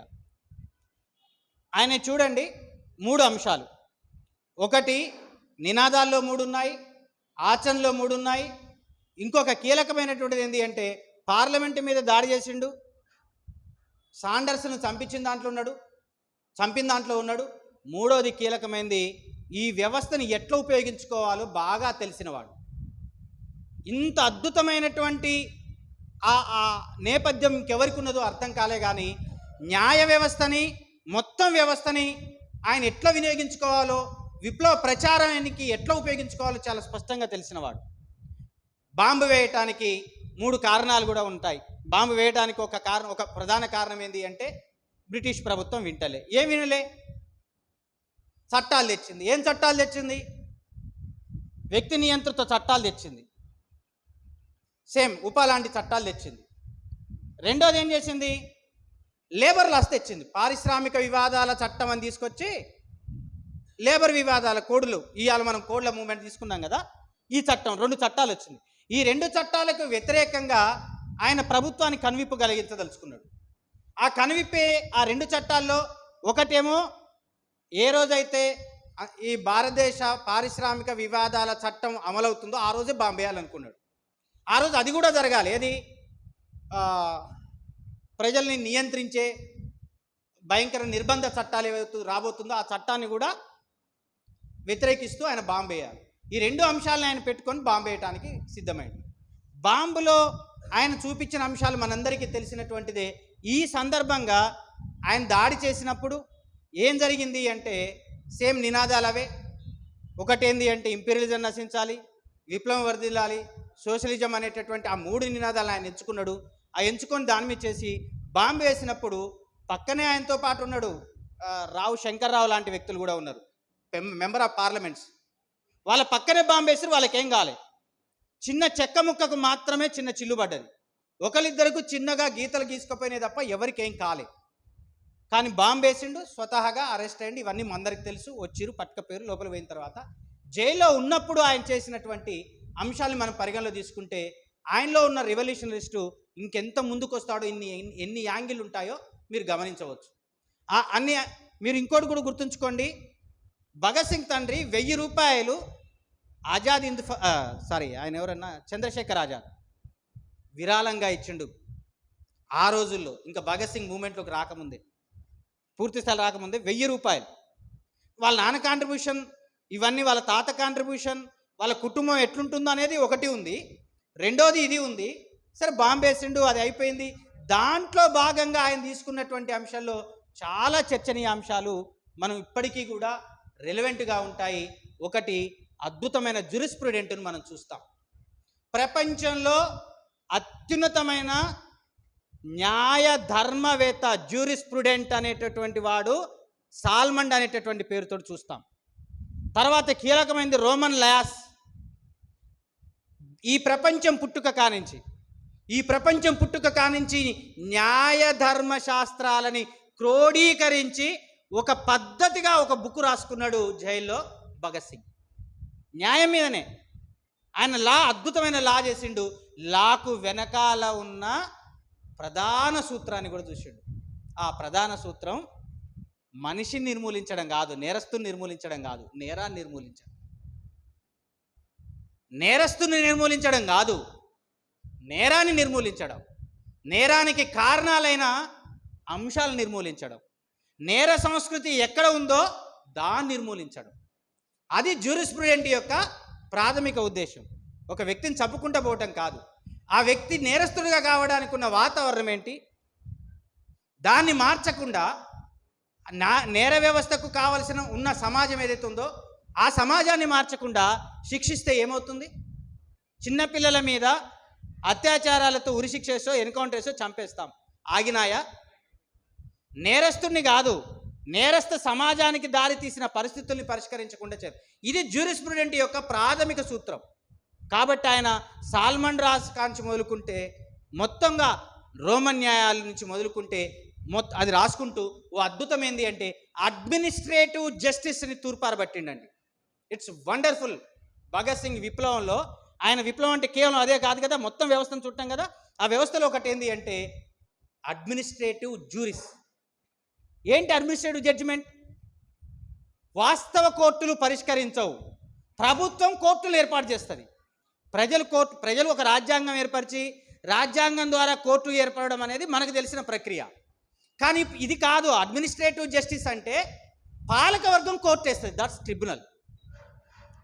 అది అడ్మినిస్ట్రేటివ్ జస్టిస్ మీద ఆయన అద్భుతమైన వ్యాఖ్యానాలు ఉంటాయి. మీరు చూడండి, ఎప్పుడు మనం ఊహించాం. ఏంటి? ఆయన విచారించడానికి కోర్టు కాదని ట్రిబ్యునల్ వేసారు. Justice Srikrishna tribunal. ఆయన పేరు శ్రీకృష్ణే. ట్రిబ్యునల్ వేసిండు. ఆ ట్రిబ్యునల్ ఎంత అర్ధరహితమో, న్యాయ సూత్రాలకు ఎట్లా విరుద్ధమో అది చెప్తూ అంతిమంగా ఆ దాంట్లో ఉన్న అంశాలని 2 అంశాలు మీకు గుర్తు చేస్తా. ఎక్కువ లేదు, విప్లవంలో ఈ 2 అంశాలు చెప్తాను. ఆ 2 అంశాల్లో ఒకటి ఏంది అంటే ఉద్దేశాలు. Very important. చర్య కాదు, చర్య వెనుక ఉన్న ఉద్దేశం. నీ చర్యలకు నువ్వే బాధ్యుడివి, కానీ చర్య వెనుక ఉద్దేశాన్ని నువ్వు తెలుసుకోకుండా ఏ తీర్పు ఇవ్వకూడదు ఎవ్వరు కూడా. ఆహారంని ఖరాబు చేసే ఎలకకు ఆహారంలో విషం పెట్టడంలో ఉన్న ఉద్దేశం, మనిషిని ఉద్దేశపూర్వకంగా చంపడంలో ఉన్న ఉద్దేశం. డాక్టర్ చేతిలో ఉన్న కత్తి, గూండా చేతిలో ఉన్న కత్తి ఒకే తీరుగా చూడకూడదు. అతని చేతిలో ఉన్నప్పుడు కత్తికి ఉన్న ఉద్దేశం ఏంటి, ఇతని చేతిలో ఉన్న కత్తికి ఉన్న ఉద్దేశం ఏంటి? ఉద్దేశం అది చాలా ఇంపార్టెంట్. చాలా అద్భుతమైన ఆర్టికల్, లెటర్ కూడా. ఏంటి దీని వెనకాల ఉన్న ఉద్దేశం ఏంది? ఎస్, మేము బాంబు వేసినాం. ఆ బాంబు వెనకాల ఉన్న ఉద్దేశం ఏంటి? ఆయన 2 చెవుడు చూడని వాళ్లకు చూపినేయడం. చాలా గొప్ప పని చేసిండు. ఈ చెవులకు గట్టిగా శబ్దం చేస్తే వినపడదన్నా. చెవులకు ఏం పంపాలంటే వేడి కాంతిని పంపాలి, లేకపోతే తినవు. వేడి కాంతి ఏది? బాంబే. వేడి కాంతి బాంబే. ఏంటి ఆ బాంబు? ఫోరెన్సిక్ చూపించింది కదా, లో ఎఫెక్టివ్ బాంబు. వాళ్ళ ఫోరెన్సిక్ రిపోర్ట్ ఉంది. వాళ్ళ అడ్వకేట్ చాలా చెప్పుండొచ్చు. ఫోరెన్సిక్ రిపోర్ట్లో ఆయన ఏం పెట్టిండో, అందులో ఉన్న పదార్థాలు ఏందో, బాంబు తయారు చేయడంలో ఆ ఉద్దేశాన్ని ఎంత సైంటిఫిక్గా. ఆ పార్లమెంటులో నెహ్రూ ఉంటాడు, రకరకాల పెద్ద మనుషులందరూ ఉంటారు, టాండన్ లాంటి వాళ్ళు ఉంటారు, జిన్నా ఉంటాడు. పార్లమెంట్లో వాళ్ళే కదా ఉన్నది. మరి బాంబు వేస్తే వాళ్ళు చావరా? వాళ్ళు కూడా తెస్తారు కదా. అది కాదు కదా. వినాలి. ఎవరు వినాలి? 2 వినాలి. ఒకటి ఈ ప్రభుత్వం వినాలి. రెండోది, ప్రజానాయకులు అనుకుంటున్న భారతదేశ జాతీయోద్యమ నాయకులకు కూడా ప్రజా ఉద్యమం వినపడాలి. రెండు ఉన్నాయి సార్, రెండు ఉన్నాయి. ఒకటి, బ్రిటిష్ ప్రభుత్వం వినాలి. రెండు, ఈ దేశంలో ఉద్యమానికి నాయకత్వం వహిస్తున్న ప్రజానాయకులని పేరు పడ్డ వాళ్ళు వినాలి. వాళ్ళు వినాలి, వీళ్ళు వినాలి. ఈ రెండు అంశాలు చాలా కీలకమైనది. వీళ్ళకి వినిపించటానికే, వేడి కాంతిని వాళ్ళ చెవుల్లోకి పంపడానికే ఆయన బాంబు వేసిండు. బాంబు వెనకాలన్న ఉద్దేశాలను దృష్టిలో పెట్టుకొని ఆయన జడ్జిమెంట్ ఏమంటాడు. రెండవది ఏంది, హరికృష్ణ తోటి సహచరుడు హరికృష్ణ వాని మీద, ఇర్విన్ మీద బాంబు వేస్తాడు. ఇర్వినే కదా, ఈయన ఉరిశిక్షల కాలంలో ఈ సందర్భంలో ఉన్నది ఇర్వినే కదా. ఇర్విన్ మీద హరికృష్ణ బాంబు వేస్తాడు. బాంబు మిస్ అయింది, వాడు సేఫ్ అవుతాడు, ఇంకొక ఎస్ఐ చనిపోతాడు. ఇర్విన్ అంటాడు కదా చాలా సందర్భాల్లో అని, ఆ ఇర్విన్ యొక్క అంటే మనిషిని చంపడం అంటే నేరుగా ఉరిశిక్షకు గురి కావడమే అంటాడు ఇర్విన్, నేరుగా ఉరిశిక్షకు గురి కావడమే అంటాడు. సో హరికృష్ణ కూడా శిక్ష పడబోతుంది. కానీ హరికృష్ణ అడ్వకేట్ వచ్చిన ఏం చేస్తాడు అంటే, నేను బాంబు వేసిన మాట వాస్తవమే కానీ నిన్ను చంపాలనే ఉద్దేశం నాకు లేదు అని హరికృష్ణ తరపున అడ్వకేట్ చెప్తాడు. అప్పుడు హరికృష్ణని హెచ్చరిస్తూ భగత్ సింగ్ అద్భుతంగా అంటాడు, మీ లాయర్ చెప్పే మాటలు నీ క్యారెక్టర్ను నువ్వు ఉన్నతీకరించుకున్న క్యారెక్టర్కు నష్టాన్ని చేకూరుస్తున్నాయి. ఎందుకు? హరికృష్ణ ఉద్దేశం చంపాలనే. ఇర్విన్ మీద దాడి హరికృష్ణ ఎందుకు చేసిండు? చంపాలనే చేసిండు. అది నీ ఉద్దేశాన్ని, నీ సత్యం, అది బయట పెట్టుకోవడంతో నువ్వు విలువైన వ్యక్తిగా ఉంటావు. కానీ నీ ఉద్దేశం తప్పని ఎట్లా చెప్పుకుంటావు? అది ఇక్కడ ఉద్దేశం ఏంది? సాండర్స్ని చంపడం మా ఉద్దేశం, కానీ పార్లమెంటులో బాంబు వేయడం అనేది ఆ ఉద్దేశంలో ఉన్న తేడా వేరుంది కదా. హరికృష్ణ లెటర్లో ఈ రెండింటిని కంపేర్ అవుతుంది భగత్ సింగ్ది. ఒక అద్భుతమైన ఆ చర్చ మనకు ఆ సందర్భంలో కనిపిస్తుంది. ఇవి ఈ విప్లవకారుడిగా ఈ అంశాలు ఉంటే మీరు ఒక్కసారి గమనించండి. విప్లవకారుడు అంటే ఇవే పట్టుకోడు. ప్రతి సందర్భంలో, ప్రతి సమస్యలో అతను భాగమవుతాడు. జైల్లో పోగానే జైలు సమస్యల మీద నాకు పుస్తకాలు కావాలి, యూరోపియన్కి ఎలాంటి ఫుడ్ పెడుతున్నావు అలాంటి ఫుడ్డే కావాలి అంటే ఆ తరహా ఫుడ్డే కావాలి, బట్టలు కావాలి, పుస్తకాలు కావాలి, రోజు మాకు ఒక దినపత్రిక కావాలి. వీటితో మొదలైంది. ఎన్ని హంగర్ స్ట్రైక్లు! గాంధీ మా అంటే హంగర్ స్ట్రైక్ చేసిండు. అదే కదన్నా మనకున్న అభిప్రాయం. నేను గాంధీకి అభిమాన్నే. గాంధీ ఏం చేసిండు? ఆమరణ నిరాహార దీక్షలు చేసిండు. ఎన్ని చేసిండు? చేసినప్పుడల్లా వారం 10 రోజులు చేసిండు. ఎన్నిసార్లు చేసిండు? ఓ 4-5 సార్లు చేసిండు. మా అంటూ 5-6 సార్లు చేసిండు. భగత్ సింగ్ ఎన్నిసార్లు చేసిండు? భగత్ సింగ్ అంటే బాంబేగా, భగత్ సింగ్ అంటే పిస్టలే కదా. 114 రోజులు మొత్తం ఆయన 2 సంవత్సరాల జీవితంలో 150 రోజుల మొత్తం దీక్ష, నిరాహార దీక్ష 150 రోజులు చేసిండు. అందులో వాళ్ళు బువ్వ పెట్టిన, నెట్టిన 15 రోజులు అపస్మారక స్థితిలో ఉన్న ఆ దీక్ష మాత్రం 114 రోజులు కొనసాగింది. వాళ్ళు పెట్టిన ఆయన తీసుకోలే, సరే బలవంతంగా నెట్టిన ఆయన కొనసాగించిండు. 150. గాంధీ కంటే ఎక్కువ రోజులు దీక్ష చేసింది ఎవరన్నా? లెక్కగట్టు రోజులు ఎవరి అయితే చూడు. నాన్ వైలెన్స్కు నిరాహార దీక్షే కారణం అంటే, నీ అహింసకు నిరాహార దీక్ష ఎగ్జాంపుల్గా తీసుకుంటే ఎవరు ఆ నిరాహార దీక్షలో మొదటి స్థానంలో ఉంటారు? చివరిగా జతిన్ దాసే కదా 63 రోజులు దీక్ష చేసి చనిపోయినవాడు. భగత్ సింగ్ తోటి కలిసి జతిన్ దాస్ 63 రోజులు నిరాహార దీక్ష చనిపోయినాడు. అంటే వాళ్ళు ప్రతి సందర్భాన్ని ఎట్లా ఉపయోగించుకోవాలో, ఎట్లా విప్లవానికి ప్రోపగాండగా ఉండాలో ఈ అంశాలు చాలా స్పష్టంగా, చాలా అద్భుతమైనటువంటి సాక్ష్యాధారాలతోటి మనకు కనిపిస్తాయి. ఒకటి మాత్రం నిజం, ఉరి తీయడానికి ఒక రోజు ముందు ఆయన రాసిన లెటర్లో కూడా విప్లవకారుడిగా మరణించాడు. ఇప్పటికే భగత్ సింగ్ అంటే చాలా ప్రేరణ. నేను చాలా హై ఫీట్స్కి పోయినా, నా వల్ల భవిష్యత్తులో నాకొకటి జీవితం మీద మాత్రం ఒక ఆశ ఉంది. బతికుంటే నేను చేయకుండా మిగిలిన కార్యక్రమాలు పూర్తి చేసేవాడిని, కానీ తప్పదు కాబట్టి నేను దీన్నే ఎంచుకున్నా. ఒకవేళ బతకాలనే కోరిక లేదనుకోవద్దు. అందుకే ఆత్మహత్యకు వ్యతిరేకంగా ఆయన అద్భుతమైన లేఖ రాస్తాడు. సుఖ్దేవ్ రాసిన దాంట్లో ఉరిశిక్ష బదులు యావజ్జీవ కారాగార శిక్షగా మారిస్తే, ఆ యావజ్జీవ కారాగార శిక్ష బదులు ఆత్మహత్య చేసుకుంటూ పని అయిపోద్ది కదా. ఆత్మహత్య ఎంత తప్పుడు నిర్ణయమో భగత్ సింగ్ రాస్తాడు. మనిషి మనం ఒక సర్వస్వమైన మనిషి ఎట్లుంటాడో, క్యారెక్టర్స్ అన్నిటికీ విలువను తీసుకొచ్చే ప్రేమ ఎట్లుంటుందో ఆయన తప్ప ఇంకా మనకి ఎక్కడ దొరుకుతుంది. నేను కాబట్టి ఆయన నా తర్వాత చాలామంది భగత్ సింగ్లు వస్తారు కాబట్టి అంటాడు. చివరి రోజు జరిగింది. తండ్రికి రాసిన లెటర్లో పెద్ద పెద్ద భాషను మనం అంటాం కానీ పెద్ద భాషని ఉపయోగించలే. తండ్రి కూడా ఏమనలే, ఆయన చేసినటువంటి దానికి మళ్ళొక్కసారి అవకాశం, ఆయన నిరూపించుకునే అవకాశం ఏమని రాసిండు, అప్పీల్ చేసిండు. అప్పీల్కు రకరకాల వార్తలు వచ్చినాయి. తండ్రికి అప్పుడు ఉత్తరం రాస్తాడు. ఆ ఉత్తరంలో ఏమని రాస్తాడు, ఒకటి, నువ్వు అట్లా పెట్టడం తప్పు, నీ తండ్రి అయినందుకు అట్లా పెట్టడం తప్పు, అందులో ఉన్న సారాంశం నువ్వు అట్లా కోరడం తప్పు, అట్లా కోరడం నేను అనలేకపోతున్నా కానీ నేను దేశద్రోహి అని అనొచ్చు, దేశద్రోహి అని తండ్రిని అనొచ్చు అంటూనే నేను అప్పీల్ పెట్టుకున్న మాట వాస్తవమే.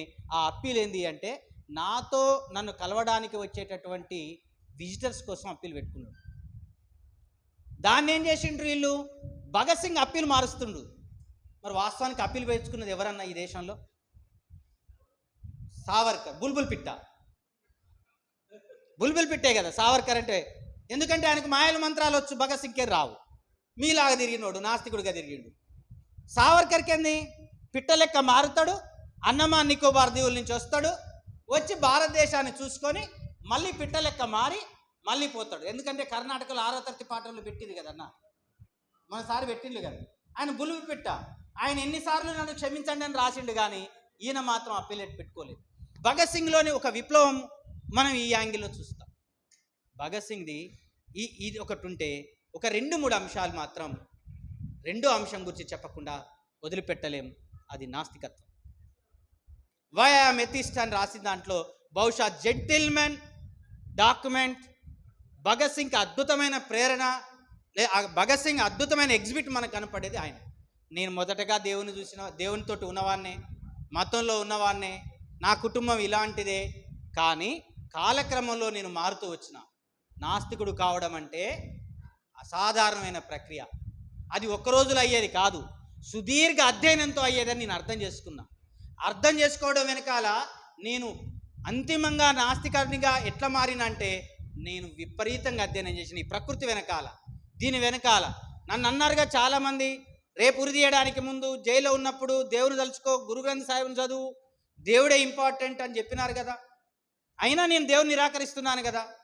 దేవుడంటే మీరు స్వర్గం నరకం కదా, దేవుడంటే స్వర్గం నరకం కదా, దేవుడంటే అది కదా. మరి దేవుడు స్వర్గము నరకం అయితే నేను నాస్తికుని కదా, నాకు స్వర్గాలు నరకాలు లేవు కదా. మరి మీరంటే స్వర్గాన్ని ఆశించేది చేస్తున్నారు, నేను నాస్తికుని కదా, నాకేం ఆశ లేదు కదా, స్వర్గం నరకాన్ని ఊహించను కదా, దేవుని నిరాకరిస్తున్నా కదా. దేవుని నిరాకరించడం అంటే నేను అహంభావినా? దేవుని నిరాకరించడం అంటే నేను అహంకారినా? లేదు. నేను నమ్మిన సిద్ధాంతం పట్ల గర్వపడతా, నాస్తికుని అని చెప్పుకోవడంలో గర్వపడతా, కానీ నేను అహంకారిని కాదు. వాస్తవానికి అహమని చంపుకున్న వాడే మనిషి. అహం అంటే ఒక డాంబికం, గర్వపడ్డాడు. ఈయన దేవుణ్ణి ధిక్కరిస్తుండు, ఈయన అహంభావి, ఆయన అన్నిటినీ కాదంటుండు, మూర్ఖుడు, ఒక అహంభావి కాదు. ఒక నాస్తికుడిగా తయారు కావడం వెనకాల ఆయన చదివినన్ని అధ్యయనాలు, ఆయన చూసినటువంటి దృష్టి బహుశా ఏ కొద్ది మంది చూసుంటారు. ఇందులో భగత్ సింగే అత్యున్నత స్థాయిలో నాస్తికత్వాన్ని చూసినవాడు. కాబట్టే ఒకవేళ వాడి నాటకం, జగన్నాటకంలో ఈ పాత్ర ఒకటైతే, మనుషుల్ని తయారు చేయటం ఆడటమే అయితే, మరి నీరో చేసింది అదే కదా, మోడీ చేసింది అదే కదా, నీరో చక్రవర్తి చేసింది అదే కదన్నా. వాడు నవ్వడానికి, వాడు సంతోషంగా ఉండడానికి నీరో ఏం చేసిండు, మనుషుల్ని దీపపు స్తంభాలకు కట్టి మధ్యలో దావత్ చేసుకుంటా. నీరో మధ్యలో దావత్ చేస్తున్నాడు. ఇప్పుడు మోడీ పిలిచినట్టే అంబానీ పెళ్లికి పిలిచిండు కదా, పిలిచినట్టే $120 బిలియన్ పెట్టి పిలిచిండు కదా, కొడుకు పెళ్లి చేస్తున్నాడు కదా. నీరో కూడా అట్లే చేసిండు, ఉత్సవాలు చేస్తూ మధ్యలో ఉత్సవాలు తాగి తందనాలు ఆడుతూ, ఆ తాగి తందనాలు ఆడే దగ్గరికి సంగీత కళాకారుని పిలిచి మ్యూజిక్ వాయిస్తూ, పాటలు పాడిపిస్తూ, సంగీత పరికరాలు, పాటలు పాడిపిస్తూ, అద్భుతమైన ప్రక్రియ కచేరీ చేసుకుంటూ, తాగుతూ తింటూ. ఇది జరగాలి అంటే వెలుగు కావాలి. వెలుగు ఎట్లాంటి వెలుగు కావాలి? మనుషుల దేహాలకు గుడ్డ చుట్టి దానికి ఆయిల్ పూసి కరెంటు దీపం స్తంభానికి కట్టి వాళ్ళకు మంటలు పెట్టి ఆ వెలుగులో వీళ్ళు ఆడాలి పాడాలి. నీరోది మోడీ చేసింది అది కాదా? మొన్న ఆ రోగంలో చేసింది మోడీ చేసింది అది కాదా? కరోనా కాలంలో చేసింది ఏంది? ఏదైనా అలాంటి ఆయన ఆనంద తాండవం చేసిండు కదా. మరి నీరో చేసింది అదే అయితే దేవుడు చేసింది కూడా అయితే నీరోకి చెంగిజ్ ఖాన్కి దేవుడికి తేడా ఏంది అంటాడు. మరి ఒకవేళ దేవుడే నిజమైతే వాడు ఎందుకు అని బోలేనోనిగా పుట్టించినావు, ఒకనికి నీళ్ళు లేనోనిగా ఎందుకు పుట్టించినావు? ఒకవేళ ఈ సమాజం అంతా సమంగా చూస్తే మేమందరం ఎందుకు త్యాగాలు చేయాలి? దేవుడు చేయొచ్చు ఇదంతా సమంగా. నాస్తికత్వంలో ఆయన చూపించినటువంటి ఓ అద్భుతమైన ప్రొసీజర్, బహుశా సమయం లేదు కానీ మీరు దాంట్లో మరింత లోతుగా భగత్ సింగ్ని చూడవలసినటువంటి అవసరం ఉన్నది. మతం గురించి ఇంత స్పష్టమైన అంశం నవభారత్ నిర్మాణ సభలో ఆయన రెండు వాటి ప్రిన్సిపల్స్ని పెట్టాడు. ఆ రెండు ప్రిన్సిపల్స్ ఏంటి అంటే రెచ్చగొట్టే, విధ్వంసం చేసే మతానికి దూరంగా ఉండాలి. అంటే ఆ సభ సభ్యులు మతానికి దూరంగా ఉండాలి, మతాన్ని వ్యక్తిగత కోలానికే పరిమితం చేయాలి. ఈ రెండు ఆయన భారత సభలో ఆయన ఏర్పాటు చేసుకున్న రెండు ప్రిన్సిపల్స్, 6 ప్రిన్సిపల్స్, 2 ప్రిన్సిపల్స్ దీని మీదే పెట్టాడు. ఈ 2 ప్రిన్సిపల్స్లో ఇంకొక కీలకమైనటువంటిది ఏంటి అంటే భగత్ సింగ్ ఎగ్జాక్ట్లీ మార్క్స్ని తెచ్చుతాడన్నాడు. నీకు మార్క్స్ మతం మీద ఏమన్నాడో భగత్ సింగ్ మతం మీద అదే అన్నాడు. యాథాతథంగా ఉంటుంది, మీరు చూడండి. మతాన్ని మనం వేరు కోణంలో చూస్తాం. మార్క్స్ మతం మత్తుమంది అన్నాడు కదా, భగత్ సింగ్ మతం మత్తుమంది అన్నాడు. ఇద్దరు ఒకే యాంగిల్లో అన్నాడు. ఏంది అంటే మత్తు అంటే వాస్తవిక సమాజాన్ని నుంచి బయటపడడం, అంటే ఓదార్పు, నిట్టూర్పు. మత్తుమందు అర్థం ఇక్కడ నిట్టూర్పు, ఓదార్పు. ఏంటా ఓదార్పు? మతం మార్క్స్ ఒక మాట అంటాడు, హృదయం లేని సమాజానికి హృదయాన్ని ఇచ్చింది మతం అంటాడు. హృదయం లేని సమాజానికి హృదయం ఇచ్చింది మతం అంటాడు. ఎట్లా అర్థం చేసుకోవాలి దీన్ని? హృదయం లేని సమాజానికి హృదయం ఇచ్చుడేంది? మతం అభాగ్య జీవులకు ఒక నిట్టూర్పు. ఎందుకు అభాగ్య జీవులకు నిట్టూర్పు? తన చుట్టూ వాస్తవిక పరిష్కారం లేనప్పుడు సంతృప్తి చెందటానికి ఉన్న ఏకైక పరిష్కారం అది అంటాడు. నిజం ఆ యాంగిల్లో. మనమంతా ఈ ప్రజలకు ఆశను కోల్పోతే, మనం ఇవ్వాల్సిన ఆశనంతా కోల్పోతే మోడీ ఆర్ఎస్ఎస్ రాకేమొస్తాయి అన్న? ఏమొస్తాయి? అయ్యే వస్తాయి. మనిషి తనకు తానుగా తుఫానుకి ఎదురుగా నిలబడగలిగే శక్తి ఏ కొద్ది మందికి ఉంటుంది తప్ప అందరికి ఉండదు కదా. ఎదురుగాలికి, తుఫానుకు, ఆ కుప్పకూలే సమాజంలో ఆ పతనమయ్యే స్థితికి, విధ్వంసానికి తనకు తాను ఏ మనిషి నిలబడగలుగుతాడు? నిలబడలేడు కదా. నాకు ఎవరో తోడుండు అనే ఒక తప్ప ఆ మనిషిని ఆడ బతికించలేదు. ఆ తోడు ఎవడు లేనప్పుడు ఎటో చూస్తాడు. అక్కడ మాత్రమే మతం అంటాడు. మతాన్ని ఆ యాంగిల్నే చూస్తాడు. భగత్ సింగ్ కూడా అదే యాంగిల్లో చూసిండు. మతాన్ని అట్లే నిట్టూర్పుగా చూసిండు. మతం ఒక ఓదార్పు అని భగత్ సింగ్ కూడా అన్నాడు. అయితే వీళ్ళు ఏమన్నాడంటే మతానికి పునాది అయిన సమాజాన్ని మార్చకుండా, మతాన్ని అట్టి పెట్టుకున్న వాతావరణ పరిస్థితుల్ని మార్చకుండా మతం పోదు అంటే అర్థమైంది. రామకృష్ణ గారు చెప్పిన సామాజిక ఆర్థిక పోరాటాలు చేస్తే, ఆర్థికంగా నిలబడితే, ఈ మతం అనే భూతం వాస్తవ జీవితంలోకి వస్తే మనం అప్పుడు మతం పోతుంది, పోదు లేకపోతే. కాబట్టి ఆయన ఒక ఆ ప్రేరణ, ఆ నేపథ్యాన్ని కూడా మనకు ఆ యాంగిల్లో చూపిస్తాడు. మీకు ఒక్క విషయం చివరిగా చెప్పి ముగించాలి. ఏంటి ఆ చివరిగా చెప్పేది అంటే, భగత్ సింగ్ ఆ సంఘటన అనంతరం దాదాపుగా ఉరిశిక్ష కన్ఫర్మ్ అయిపోతుంది. కన్ఫర్మ్ అయింది. ఆయన చాలా సంతృప్తిగా ఉన్నాడు, సిద్ధంగా ఉన్నాడు, చనిపోవడానికి సిద్ధంగా ఉన్నాడు, చాలా బ్రేవ్గా చనిపోవడానికి సిద్ధంగా ఉన్నాడు. ఆ క్రమంలో అనేక ఉత్తరాలు రాసినాడు. మొత్తానికి మాత్రం గాంధీ శాసనోల్లంఘన ఉద్యమంలో రౌండ్ టేబుల్ పోవటానికి గాంధీ దగ్గరికి ఇది వచ్చింది. ఎందుకంటే గాంధీని ఇద్దరు ఎదురుబడి నిలబడ్డ వాళ్ళు గాంధీకి. బతికున్నంత కాలం భగత్ సింగే. భగత్ సింగ్ పోయిన తర్వాత గాంధీకి నిలబడ్డవాడు అంబేద్కర్. మోరలే అన్నా, ఇండియాకు మోరల్ పర్సన్ ఎవరు? గాంధీ కదా. అల్లా అంటాడు గాంధీ పెద్ద మనిషి కాబట్టి మతం మీద, ధర్మం మీద, ఆర్థిక వ్యవస్థ మీద ఆయన చెప్తే అన్ని కరెక్టా, అది అభ్యుదయ భావజాలానికి పెద్ద నష్టం అని భగత్ సింగ్ అంటాడు. భగత్ సింగ్ అంటాడు. అందరు గాంధీ ఏం చెప్పినా నిజం అన్నారు కదా, పొగిడినారు కదా. కాబట్టి లక్షల మంది, 2 లక్షల మంది సంతకాల సేకరణ చేసినారు. మనం జితిన్ మరాండికి చేసినాం కదన్న. 2 లక్షల మంది భగత్ సింగ్కు ఉరి శిక్ష రద్దు చేయాలని సంతకాలు పెట్టినారు. దేశం మొత్తం భగత్ సింగ్ పేరుతో ఊగుతుంది. వందే మాతరం నినాదం పోయి ఇంకిలాబ్ జిందాబాద్ వచ్చింది కదా ఆ ప్లేస్లో. కాబట్టి అవుతుంది. మరి గాంధీ స్పందించకపోతే ఎట్లా? కాబట్టి రౌండ్ టేబుల్ సమావేశంలో రాజకీయ ఖైదీల చర్చ కీలక అంశమైంది.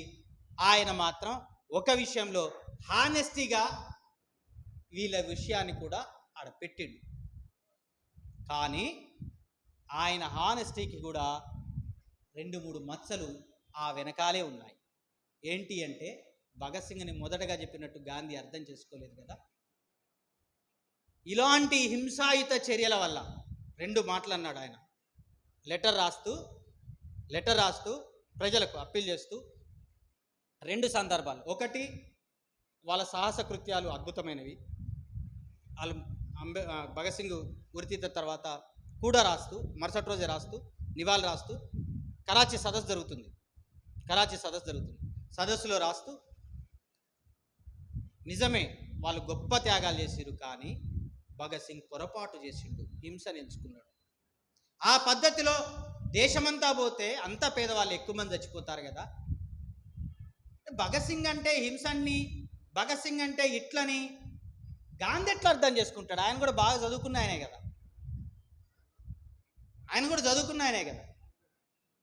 ఎట్లా అర్థం చేసుకుంటాడు? చేసుకోవటమే కాదు, మీరు ఒక్క విషయాన్ని గమనించాలి. భగత్ సింగ్ చివరి సందర్భంలో 24 తారీఖున ఉరివేయాలి. కరాచీ సభ ఏర్పాటవుతుంది. విపరీతమైన దేశం యావత్తు ఊగిపోతుంది. ఆ ఊగిపోతున్న క్రమంలోనే అంతకుముందు జతిన్ దాస్ చనిపోయింది కదా, మనకు 63 రోజుల దీక్ష చేసి. ఆయన దేహం కలకత్తాకు షిఫ్ట్ అయింది చనిపోయిన తర్వాత. అడుగడుగున లక్షలాది మంది నీరాజనాలు. కలకత్తాలో 5 లక్షల మంది జతిన్ దాస్ను స్మరించుకుంటూ ఆయన అంతిమ యాత్రలో పాల్గొన్నారు. కాబట్టి భగత్ సింగ్ని ఎట్టి పరిస్థితుల్లో ఆయన చాలా చర్చిలు బాగా తిట్టిండు. ఇర్విన్ కూడా తిట్టిండు. చట్టాన్ని ధిక్కరిస్తారా, చట్టం చేసినందుకు ఏం లేదా, ఈ ఇన్ని వందల ఏళ్లలో మొదటిసారిగా ఈ దేశానికి ఇండియా నాయకత్వానికి లొంగిపోయిందని ఇర్విన్ కూడా తిట్టిండు చాలా విషయాల్లో చర్చిలు. ఈ భయాంతోటో దేంతోటో మొత్తానికి మాత్రం ఉరి శిక్ష కన్ఫర్మ్ అయింది 24 తారీఖు. అప్పటికి ఉరి వేసేటోళ్ళకు సపరేటు అవి ఉంటాయి కదా కొట్లు, అందులో వేసిండ్రు. వీళ్ళ ముగ్గురిని సపరేట్గా పంపించిండు. ఆ పంపించిన ముగ్గురిలో ఆ రోజు ఆకస్మికంగా రహస్యంగా కొత్త రిపోర్ట్ వచ్చింది, 23ని ఉరివేయాలి అని. ప్రపంచంలో ఎక్కడైనా ఉరి తెల్లారుజామున సూర్యోదయానికి ముందు జరిగిపోతుంది. కానీ భారతదేశంలో సూర్యునిలాగానే విప్లవ స్ఫూర్తికి ఉరివేయాలని చూసింది బ్రిటిష్ ప్రభుత్వం. 24 ఉదయానికి బదులుగా 23 మాపడజాం 7:40కే ఉరి ప్రక్రియ జరిగింది. విషయం అప్పటికే అర్థమైంది, ఉదయానికే అర్థమైంది. మొత్తంగా జైలు చుట్టూ ఉన్న ప్రజలు, జైలు చుట్టూ ఉన్న గృహాలు ఎదురు చూస్తూ ఉన్నాయి. ఎట్టి పరిస్థితుల్లో జైలు మీద దాడి జరుగుద్దా ఏంది అనేంత భయాలందన్న పరిస్థితులు కూడా ఏర్పడ్డాయి. చివరికి వారిని సాయంత్రం పూట ఉరికొంబం కాడి తీసుకుపోయేటప్పుడు ఆయన చదువుతున్న పుస్తకం జైలు వార్డెన్తో రాసిండు. పూర్తి రిపోర్ట్స్ ఉన్నాయి. లెనిన్, విప్లవ యోధుడిగా లెనిన్ జీవిత చరిత్రను చదువుతూ ఆ పుస్తకంతో ముందుకు వెళ్ళినాడు. సరే, షహీద్ మాన్, ఇప్పుడు ఆడ జైలు లేదు, షహీద్ మాన్ చౌరస్తా ఉంది, అక్కడే ఉరికొయ్యలున్నాయి జైల్లో, అక్కడికి తీసుకెళ్ళినారు. అక్కడ నినాదాలు విన్నది మొదటగా తోటి ఖైదీ. ఎందుకంటే ఉరి తీయడానికి ముందు సంతోషంగా ఉరి తీయమని ఇంకిలాబ్ జిందాబాద్ అంటూ, ఇంపీరియలిజం నశించాలి అంటూ అది తొలగించుకొని ఒక్కసారిగా ఆ నినాదాలు అప్పటికే తోటి ఖైదీలకు చేరుకున్నాయి. అందరూ ఇంక్విలాబ్ జిందాబాద్ నినాదాలతో తమ చేతులకున్న బేడీలను ఊచలకేసి కొడుతూ తమ దుఃఖాన్ని ప్రదర్శించింది. కానీ జరిగిన పరిణామం ఏంటి అంటే ఆకస్మికంగా నినాదాలు ఆగిపోయినాయి. అర్థమైంది, మరింత పెక్కుటి నినాదాలు వీళ్ళ గొంతుల్లో మారుమోగడం ప్రారంభమైనాయి. ఈ నినాదాలు ఇక్కడ ఆగొచ్చు, ఈ నినాదాలు ఇక్కడైనా. ఒక 10 గంటల కల్లా, రాత్రి 10 గంటల కల్లా ట్రక్ వచ్చింది. మూటలు కట్టుకున్న బాడీస్ బయటికి వెళ్ళినాయి. రావి నదిలో పడేద్దామంటే వరదుంది. 60 కిలోమీటర్ల దూరంలో అడవికి తీసుకెళ్ళి సట్లెజ్ నది దగ్గర ముక్కలుగా కోసి ఆయిల్ పోసి తగలబెట్టింది. ఆయన దేహం బయటకు వస్తే, ఆయన పార్థివ దేహం బయట ఉంటే ఏ స్ఫూర్తి ఉంటుందో, ఏ జనం కదిలి వస్తారో, ఏ జైలు బద్దలవుతాయో, ఏ బాస్టిల్ కోటలు పతనం అవుతాయో తెలియదు. అందుకే ఆయనకి బూడిద దొరకకుండా చేయాలని ఓ 2 పండితులు తీసుకుపోయి ఏదో మమ అనిపించేసి, ఆయన నాస్తికుడు కానీ ముక్కలు చేసి కాలిస్తే జనాలకు అప్పటికే ఆ ప్రాసెస్ చాలా లాంగ్ టైం పట్టింది. ఈలోపు ఈ సంఘటన మొత్తం తెలిసిపోయింది. వేలాది మంది ఏకంగా లాలా లజపత్ రాయ్ చిన్న కూతురు, బహుశా రమాబయ్య ఏదో ఉంటుంది, రెండో ఆమె అమృత్ కౌర్, భగత్ సింగ్ చెల్లెలు, వీళ్ళు పోయి ఆ ముక్కలన్నీ ఏరుకొని లాహోర్, షాద్మాన్ లాహోర్కి వచ్చేసి అక్కడ ఇప్పుడున్న మనం చూస్తున్న ఆ ప్రాంతంలో తేజ్ మహల్ లాగా ఆడ ఎస్టాబ్లిష్ చేసిరు. ఆ ముక్కలకు ఒక గౌరవప్రదమైన నివాళి అప్పుడు అర్పించారు. అక్కడే మొదలైంది ఆ ప్రేరణ, భగత్ సింగ్ ప్రేరణ కరాచీ సదస్సు మీద పడింది. జైల్లో ఉన్నప్పుడు వీళ్ళని కలిసిన వాళ్ళలో నెహ్రూ ఉన్నాడు. మీరు గమనించండి, ఎంత నేతాజీ గొప్పవాడైనా నేతాజీ ఫిలాసఫీకి నెహ్రూ ఫిలాసఫీకి తేడా వచ్చినప్పుడు నెహ్రూ వైపే ఉండేందుకు మొగ్గు చూపించిండు భగత్ సింగ్ ఓ యువకుడికి. ఎందుకంటే ఆయనకు తెలుసు, అంత అధ్యయనం చేసిండు కాబట్టి ఎవరితో ఎవరు అనేది కూడా తెలుసు. చివరికి కరాచీ సదస్సులో భగత్ సింగ్ చెప్పిన, ప్రేరణ కల్పించిన అంశాలే కరాచీ తీర్మానమైనాయి. మనం అనుకుంటున్న ఈ దేశం ఎట్లుండాలో, ఈ దేశ విధానాలు లౌకికంగా, సామ్యవాదంగా, ప్రజాస్వామికంగా, గణతంత్రంగా అని మనం అనుకున్నామే, ఇవన్నీ ఎక్కడికి వచ్చి పడ్డాయి అంటే అగో కరాచీ తీర్మానంలో ఏకంగా అక్షర ముక్క మార్చకుండా పెట్టాల్సి వచ్చింది. ఇది కరాచీ తీర్మానంతో ఈ దేశంలో ఇప్పటిదాకా మనకు కొనసాగుతున్న ప్రక్రియ. ఈ పరిస్థితుల్లో ఇప్పుడు ఈ దేశం ఎట్లుంది, ఈ రిలవెంట్ ఇప్పుడున్న రామకృష్ణ గారి వ్యాఖ్యానం నుంచి భగత్ సింగ్ వ్యాఖ్యానాన్ని కనుక మనకు పరిగణలో తీసుకుంటే, ఇవాళ మొత్తం mohalla system dispatched development, mohalla system ప్లానే మహల్లా ప్లాన్ ఎట్లా ఉన్నది అంటే అన్నీ పెద్దగా, కల్చర్ అన్నీ పెద్దగా అంటే నిన్ను లొంగ తీసుకోవటం పెద్దగా, మౌనానికి గురి చేయటం పెద్దగా, భయంకరంగా అణిచివేతకు దగ్గర చేయటం మరింతగా, 90 కోట్ల మందికి దిక్కు దివానా లేకుండా చేసి, ఎంతమంది అన్నా 1 సెకండ్ మీకు ఒక చిన్న రిపోర్ట్, రీసెంట్గా వచ్చిన ఒక రిపోర్ట్ ఉంది, అది మీకు చూపిస్తాను. ఎంతగా ఈ దేశంలో ఆర్థిక అసమానతలు ఉన్నాయి అంటే 1980లో 6% జాతీయ స్థాయిలో ఉన్నటువంటివి ఇప్పుడు ఏ స్థాయిలో ఉన్నాయో మీరు గమనించవచ్చు. ఒక్క రిపోర్టు మీ ముందు చెప్పి ముగిస్తాను.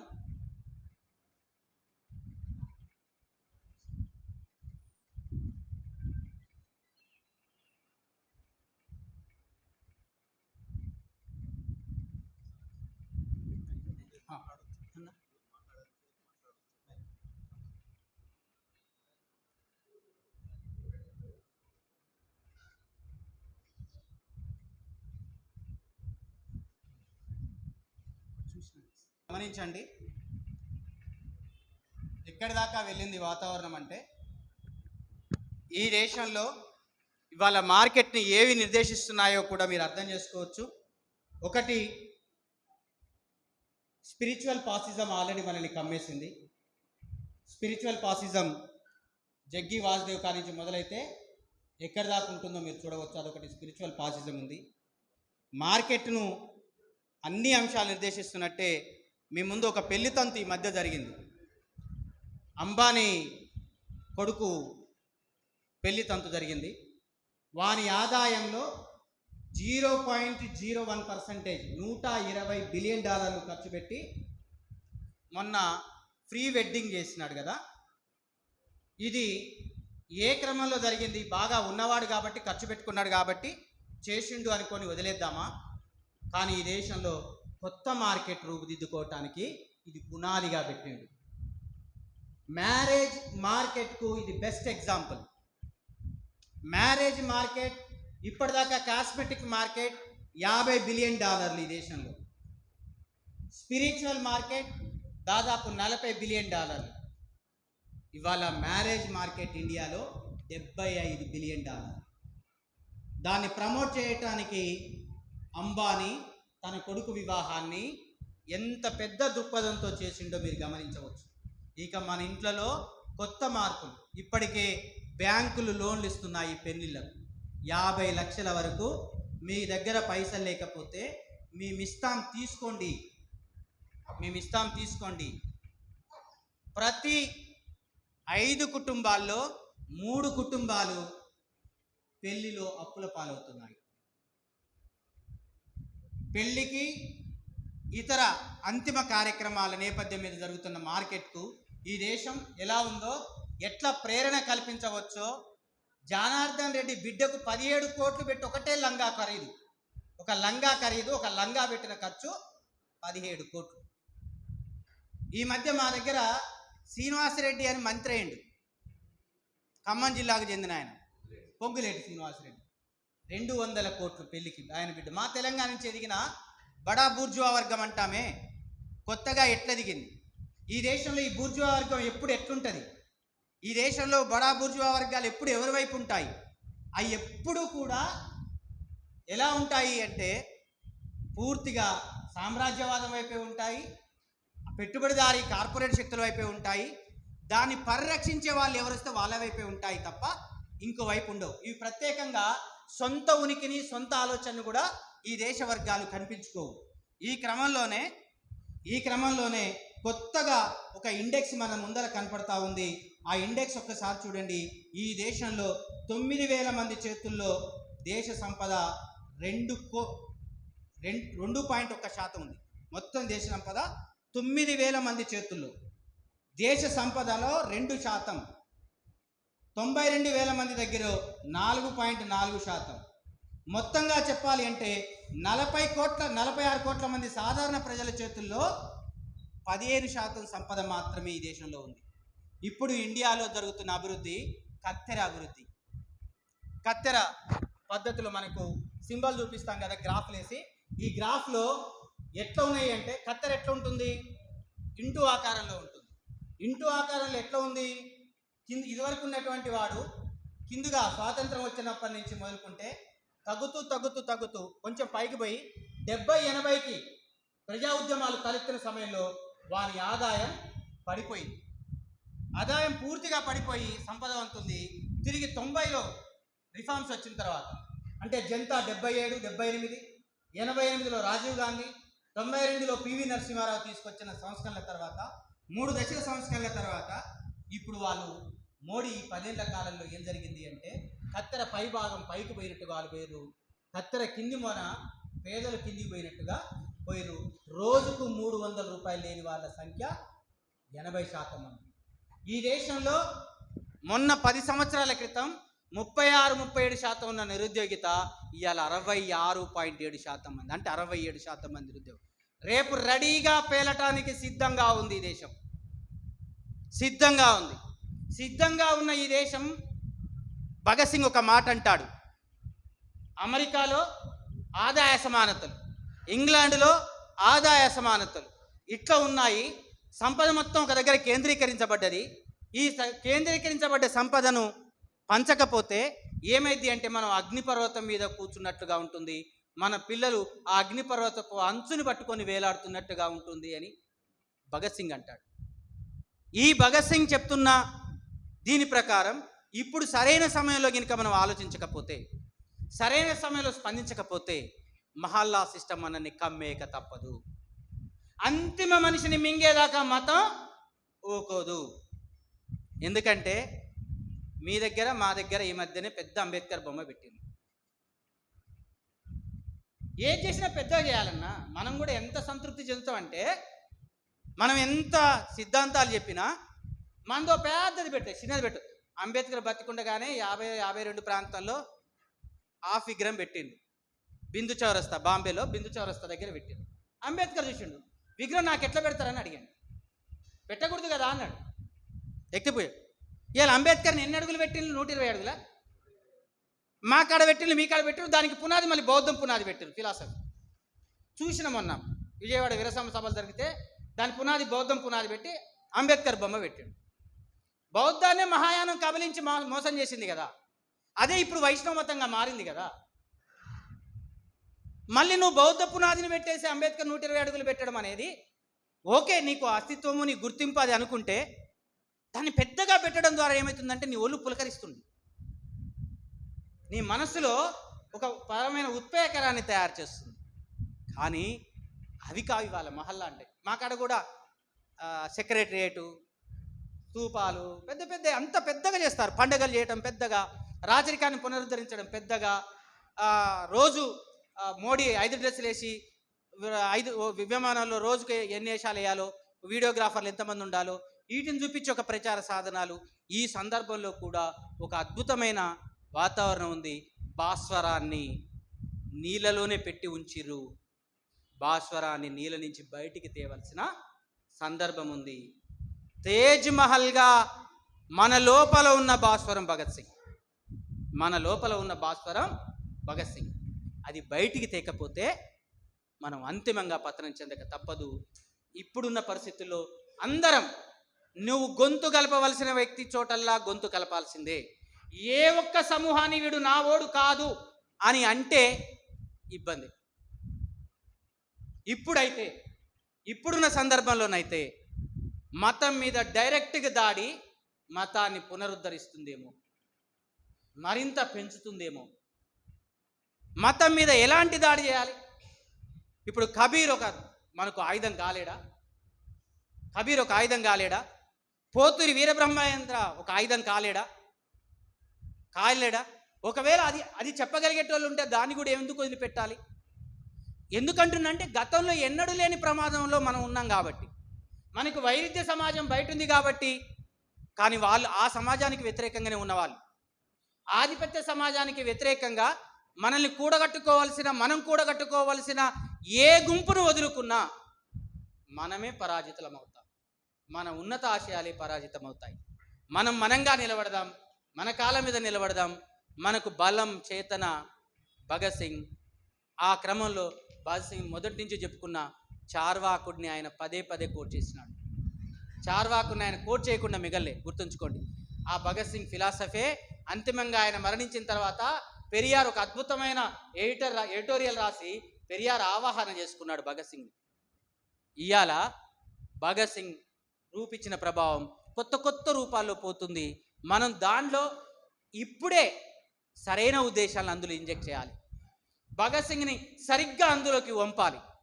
సరిగ్గా వంపి మన స్ఫూర్తిని నిలబెట్టుకుందామని చెప్తూ, వాస్తవంగా చాలా అంశాలు ఉన్నాయి, కానీ అన్ని అంశాలు మీ దగ్గర చెప్పుకునేంత శక్తి సామర్థ్యాలు ఇక లేవని, మీరు కూడా వినగలిగేంత ఓపిక మాత్రమే మీకు కూడా ఉన్నదని 4 మాటలు ఇక్కడ చెప్పుకోవడానికి అవకాశం ఇస్తూ, ఈ ప్రాంతంలో చైతన్యాన్ని నిలబెట్టడంలో రామకృష్ణ సారు, నాస్తిక సమాజాలు, మా సారన్న, వీళ్ళంతా ఎంతమంది వచ్చిందో, అక్కడ తెలంగాణ నుంచి వచ్చినారు, నన్ను పిలిచినారు.